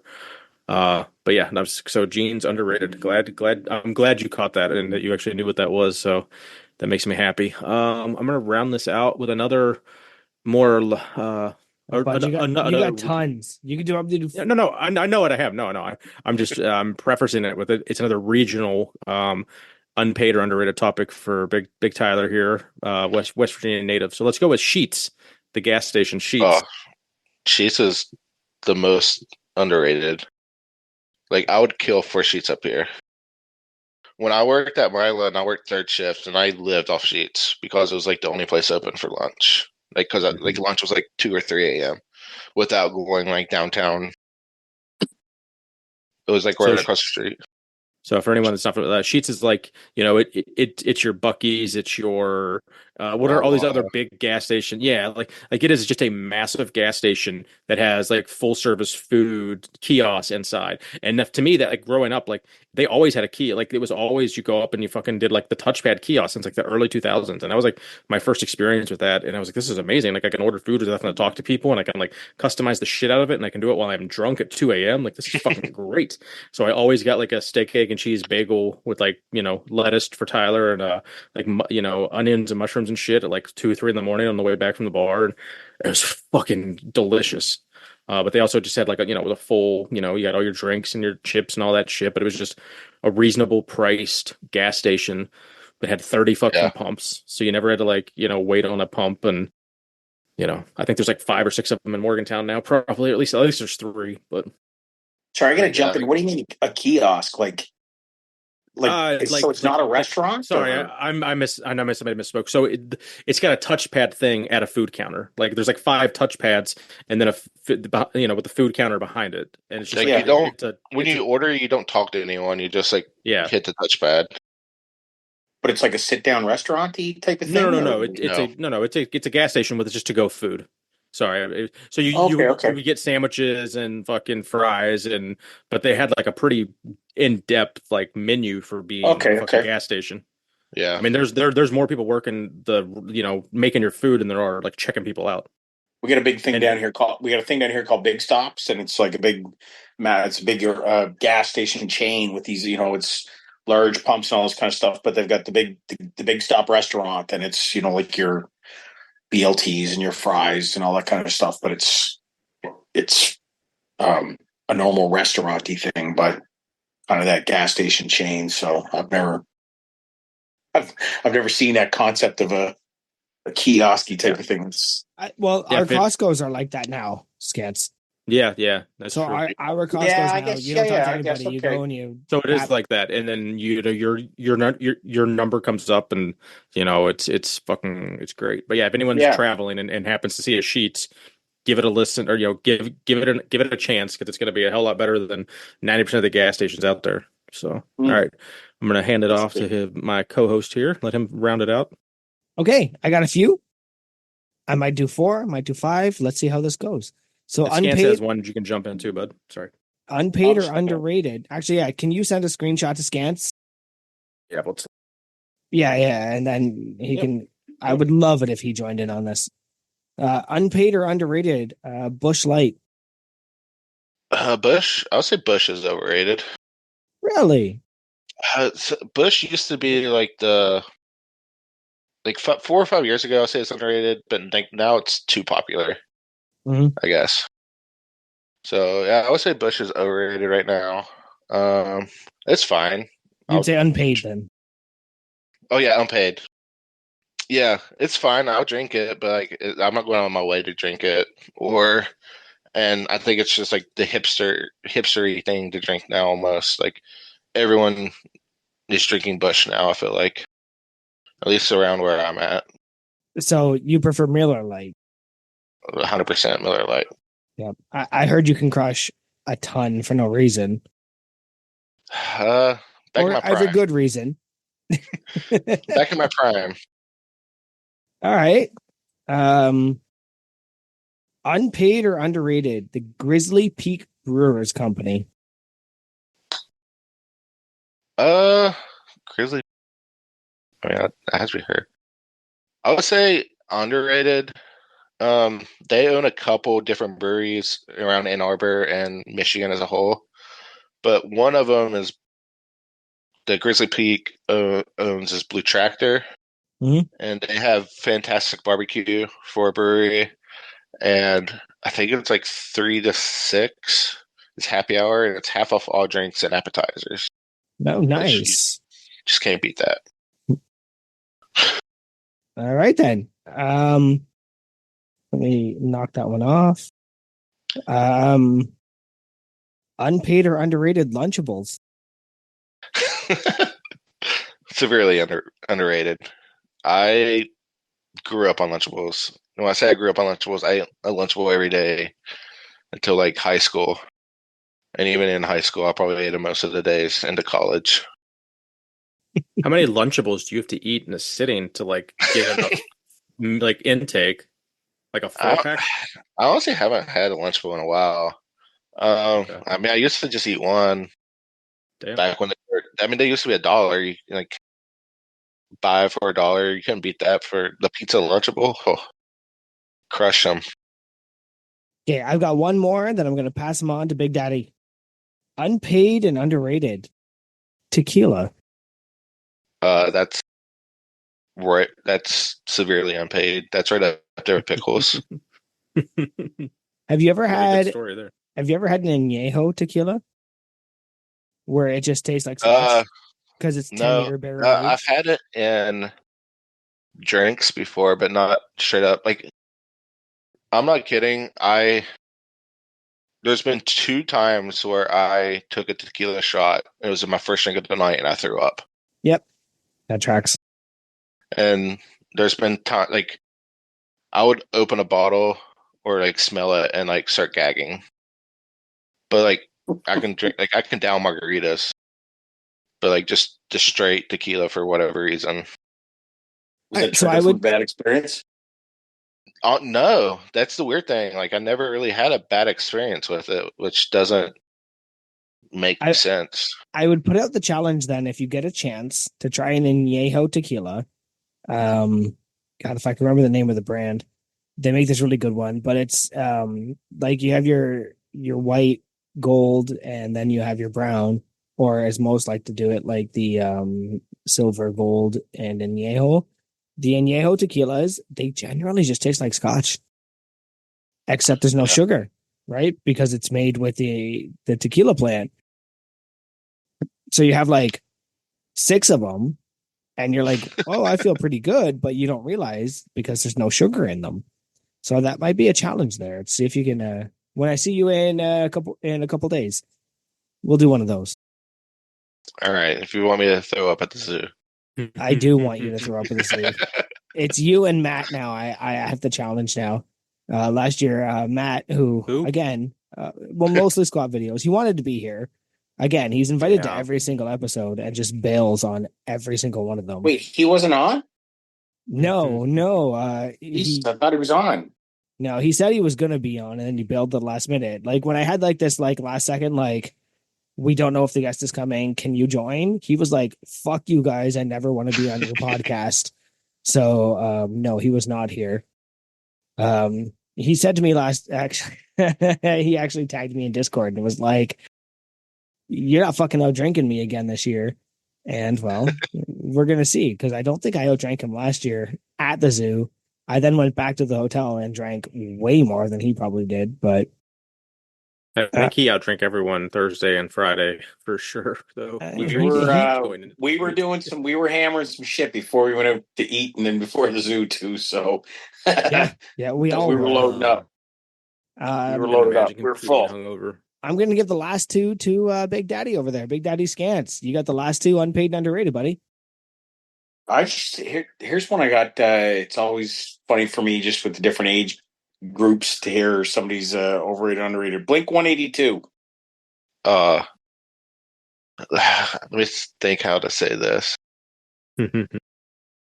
They aren't right listening. now. Yeah, right now I would say unpaid. Like I love Blink 182. I listen to them still, but like everyone loves Blink 182. Everyone listens to them now, type of thing. So I would say right now they're definitely unpaid. You mean like their old stuff now, or the kind of the new releases they had in the last little? I haven't really even got like their old stuff is definitely overplayed. I haven't got really into much of their newer stuff. I think the last album I bought was the one with Tom came back, California. No, I'm always curious with that one because like I like Blink 182, but I like the old stuff. I'm not much into the new stuff. Yeah. And it's you know, I came into it. I was older when they were coming through and all this kind of stuff. So it was when people, these guys are the punk guys. I'm like, dude, I grew up on Sex Pistols and The Clash and all this kind of stuff. So to me, they're a little more poppy than punky type of thing there. So, but and I'll throw one more. Sorry. Oh, I was just they were one of the better concerts I've been to. It was All Time Low, A Day to Remember, and Blink-182. And I was in the pit for that, and that was nice, fun. So to keep capitalizing on the music one, I'm going to throw the last one. Taylor Swift. Underrated. My first concert was Taylor Swift. Nice. This was what 09, 10. It's in there, so it's country Taylor Swift. That was country, right? Yeah, Taylor Swift. Yeah, that was country Taylor Swift. 10 to myself. That was I don't know what album. I can't think of what the album. It was like I think it was called Country Taylor Swift, wasn't it? It wasn't the Red album. I think it was before that. Maybe Speak Now. I don't know. Yeah, that sounds right. My mom bought tickets because she loved one of the Kelly Pickler, who was one of the openers. Oh yeah. And then got better tickets, and was just like, "Here, you can go." So yeah, my first like big concert that wasn't like at a country fair or whatever was Taylor Swift. Still play myself, like still listen to her. Again, mainly her old stuff, especially country Taylor. Until like 1989 is about when I stopped really listening to her new stuff. But yeah, like my girlfriend would laugh because like her and another guy at the gym would like know that I had the radio when like Taylor Swift, Blink-182, like Disney songs are playing. Like there's like this guy, Peyton Parrish, who does Disney songs, but like Viking style. Yeah, I know. Yeah. I was just like blasting that at the gym. No, that's it. That's all I got, boys. I'm carry on, lads. Quick follow-up. We were talking about country music concerts. So do you like your country music concerts where you can actually listen to the music and enjoy it? Shut up. You just want to listen to a bunch of assholes scream and hoot and holler and ruin everyone's experience? I want to hear hooting and hollering. I want to hear it from the band. I want to hear it from the crowd. I want to see line dancing. Little A, little B. Okay. Yeah, little A, little B. Fair. Country are definitely wild. Like, I think the crowd isn't obviously not as wild as like punk or any of that stuff, but like it can get crazy sometimes. For sure. All right. Well, you did pass. That's good. So we can air the episode, as they say. And he passed three of us. Yeah, we got through three of us. So hey, can't All complain right, about that. So this is where we kind of, balls in your court. If you got anything for us, great. If not, it's wherever we go. Yeah, I have a couple. Like we were talking about Morgantown. You were there. I would say like the peak of Morgantown. Do you have any crazy 97 story to 2008. Oh man, from I don't know. Blue Lot or downtown? Because you're there like when Slate and all them were there. Yeah, like watching the. I only went to a couple. I went to two games. I blacked out going to one game. I never made it to the game. Like we pre-gamed at my brother's house against Syracuse, I think, in like 2005, maybe. I completely blacked out. It was like one of my first, because I was hanging out with some, like my brother was like 6 years older, so I was partying with like his like mid 20-year-old friends, and they actually have good weed. So being drunk and smoking good weed for the first time, I woke up 4 hours. Like I remember this was like pre like being able to get online and shit. So I remember waking up at like 11 o'clock and like having to text a bunch of people and like, did we win the game? Like what happened? And it was so, but it was random. Like I woke up like what I felt like was completely sober. I probably wasn't, but like I was good enough to like just get up and go finish my day. And another time, I don't know, but just living in Morgantown was fun. But it was, so I was going to college parties from the time I was like 15, 16 years old, which probably isn't the best thing, but like, just living in a college town was crazy. And it's weird just watching it like completely deplete, for the 3 months during the summer and actually be able to get across town in 10 minutes and not a half hour. So yeah, we always when students were gone. But yeah, watching us be like literally like a couple plays away from playing in the national championship, and that was just that was so heartbreaking. I always joke. My favorite part of living in Morgantown. So I lived on Route 73, or so the Goshen Road exit, basically. And, okay, yeah.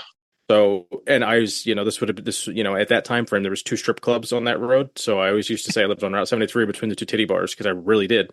Because there was one about a mile in one direction and one in a mile in the other direction. So living between two strip clubs was just like, that's how I described where I lived growing up. So, so that was, but yeah, That's awesome. I really did. I'm for always forever grateful to Morgantown. That's where my wife I was at My County and wife. she was a student. So yeah, if it wasn't for West Virginia University, I would have never met Stephanie, and I wouldn't be here. So yeah, we would we like I said, I lived there 4+ years, and we never really went to games. I maybe went to 2 or 3 games the whole time, but we'd tailgate almost every game. And then there was a yeah, bar about half-mile away. Like 10 minutes before kickoff, we would just go to the bar and like watch the game there. nice. Yeah. Well, I do miss like if people don't live in an atmosphere where like the whole state, more or less, outside of like the real southern people that are like right in Huntington for Marshall, Yeah. like 90% of an entire state cheers for this one sporting team. So they have that many like hundreds of thousands of people to all be in alliance on this one team. Like because we didn't have a pro team, like it was I didn't know that didn't exist until I moved away.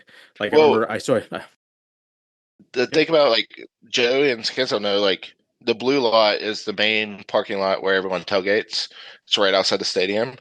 It's actually the hospital parking lot that they shut down for games so Jesus. people can tailgate. All you gotta do is just close down visiting hours. That's right. They don't need They don't need visitors. They need freaking access to the football game, right? Exactly. I know if I'm not feeling good, the first thing I want is a football game. Sports is medicine. There's another hospital on the other side of town. yeah, go send them to RGH. Yeah, Or Fairmont what's General. Yeah. Good stuff. What else you got? So Joe, you did your Live Hard, Live Easy thing was a promo. What's your favorite promos of all time? How many do you want? Let's go 4. Do you want a Let's Mount go Mount Rushmore? Rushmore. Yeah, let's go go Mount Rushmore. Mount Rushmore wrestling promos. Oh, I mean, cream of the crop. Yeah. Like absolute insanity. What the hell were you doing, man? He was pulling out creamers out of his fanny pack. He was putting them on. But then he had the best line, and I swear the best line in wrestling ever. What did he say? He said, on balance, off balance, it doesn't matter. I'm better than you. And that's like, what the fuck are you talking about? But it was so perfect. Yeah. So yeah, definitely cream of the crop is on that Mount Rushmore. Like, do I go things that made sense to me or things that were like the biggest in the industry? It's classics. Yeah. Roddy Piper smashing God damn it, what's his name? With the coconut. Yeah. I know I can picture the guy. I mean, we can't fuck him. He killed somebody, so I'm not gonna say his name. But like he smashed him with a coconut. And then it was just like when you change the questions, I change the answers. Like that's a top one for sure. Was that promo because that was the Piper's Pit. The one that's in my head right now and has been forever was Bray Wyatt, and I'm always going to say Bray Wyatt. It's such an easy for me. I am the color red in the sea in black and white. Yeah, absolutely going to be up there, right? And then number 4 would probably be Austin 316 says I just whooped your ass. Like it's never going to be better than that one. Never going to be better than that. That turned everything around for WWE. Mm-hmm. That one promo. Yeah. That yeah, I know you're a big Wyatt guy. I like missed him somehow. Like I kind of watched like when he first came on the scene, and then quit watching. And I don't know if it was like on SmackDown because I didn't really watch SmackDown, mainly Raw, just here and there. But I watched that documentary like a couple weeks ago, and damn, that documentary is put you right in the feels. It I have Yeah, feelings about it do you? because, like, yeah, obviously. I actually didn't watch wrestling for almost 10 years. Yeah. And then I heard about him. And it was about the Okay. time that he had the John Cena time. Uh, and I gave up on wrestling for so long, and then somebody was like, "No, you need to see this guy. You love horror movies, you love wrestling, you would like him." And I went, "Fine, fuck, I'll figure it out. I'll go watch again." And didn't like, yeah, he drew me right in. And I was dedicated to wrestling for every episode that guy was on. Yeah. That documentary, though, leaves out the fact that they screwed him at every They, single chance. yeah. If you like, yeah, they alluded to it without straight up saying it. Like, I got that. Like, the way they're like, oh, he's on top of the world. He's a champion. Oh, we cut him 3 months later. Like, what happened? Yep. Like, Yep. We're going yeah, to give the like, Fiend the championship. The Fiend does not need a championship. The Fiend never needed a championship. But then we're going to give it to him and then have him lose it to Goldberg. Like, what the fuck? Why would you bother? He that's didn't need it, and then he didn't need to lose it. So that's all I Vince. I think that yeah, it was Vince because Vince just had no faith in Bray Wyatt or Wyndham Rotunda, and yeah, huge Bray Wyatt guy, huge Wyndham Rotunda guy. I don't see a lot happening with the Wyatt Six. If I'm going to be upfront with you, I think that their writing is going to be a little stale for a bit, but I'm interested to see where it goes. But Yeah, so yeah, far it's just been videos, I guess. They showed it that one time, and then it's been uh Sister Abigail like dropping a VHS tape to the announcers since then. yeah. If they And do, they need to Bo Dallas. rely on her. Nikki Yeah. Cross is a great talent. Nikki Cross is amazing at what she does. And if they give her a chance to run with the Sister Abigail scary concepts, they will do well. But if they continue to rely on the other people, no, they won't. Although they finally showed this last week, Gable was yelling at Pierce about them because they keep showing up during his matches. And then Pierce said something, and he turned around, opened the door to his office. And Bo Dallas was just sitting in his office. So hopefully soon he actually wrestles. Eh, I remember Bo Dallas when Bo Dallas was Bo Leave. Yeah. And I was a huge fan of the Bo Leave movement. I loved that guy. So the guy knows what he's doing. They could have fun, but I can't. I'm not. I'm not too amped about it. But yeah, that documentary, they really buried the fact that they had somebody who had the best long-term storytelling in wrestling. Imagine that. This dude had 7 years of his stuff lined out. Again, I've said it before, he told us about the Fiend 7 years ago and then introduced the Fiend. After 7 years of building up, he did things where he would like have a promo and he would tell a story and then he would have one sentence that didn't matter. He would like be telling you about his opponent and then he would say something that is irrelevant. But if you looked at all of the irrelevant things he said, they told a story and a poem about the Fiend coming over 6 years, 7 years. This dude was the best storyteller in wrestling. And they were like, yeah, but what if you lost to Goldberg? Yeah. No, it was like the documentary was literally he's the hottest thing right now. He's doing all this, and then he loses a big match. Yep. And then same thing, loses a big match. And it's like, oh, we cut him. Like, obviously, WWE is not going to put anything out that just Makes like shows bad. WWE in a Yeah. But like, you kind of got like you got what like I get what you're saying. Like, I could draw out kind of what you're saying from watching it. Yeah, no, they they had a moneymaker in their hands, and they were just like, yeah, but what if Goldberg beat you? What if like the lights went red and then Seth Rollins beat you? Like it was so fucking stupid. I don't appreciate how they really try to pretend that they were the heroes in the story when they really screwed this guy at every chance they got.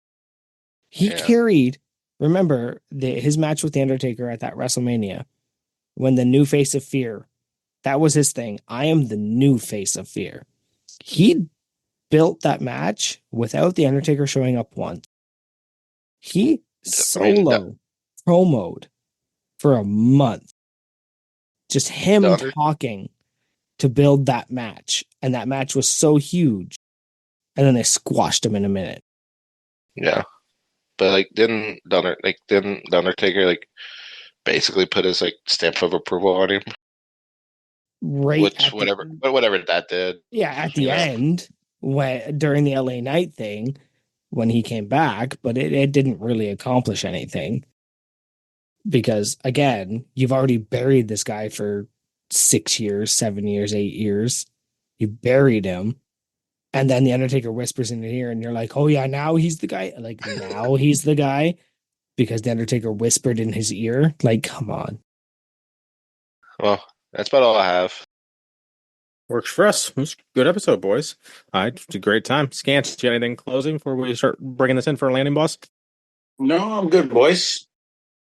Good to be called in on an audible. Tyler, you don't have anything you want to pick the old man's brain about? Not that I can think of. I'll probably will next week. I got nothing. I'll see you. I'll see you at Tanner's. We'll shoot the shit at Tanner's. We'll talk chains on log press at Tanner's. Yeah, buddy. Those chains.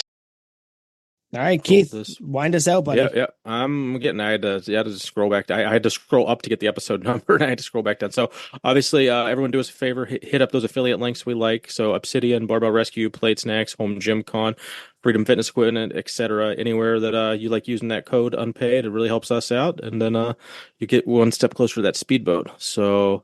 Instagram, obviously, Unpaid and Underrated Podcast. Website, unpaidinternpodcast.com. We have a YouTube. Please go give us some comments on there. Big Tyler, where are they going to find you at, boss? Instagram, Tyler Thompson 1991. Nice. Scants, what about you, buddy? Find me at your mom's house. Yeah, you fucking wish, old man. Scants one, baby. That's it. That's where I'm just hanging out, being a goof. That's it. Also find Scants next week at the Lift Hard Live Easy.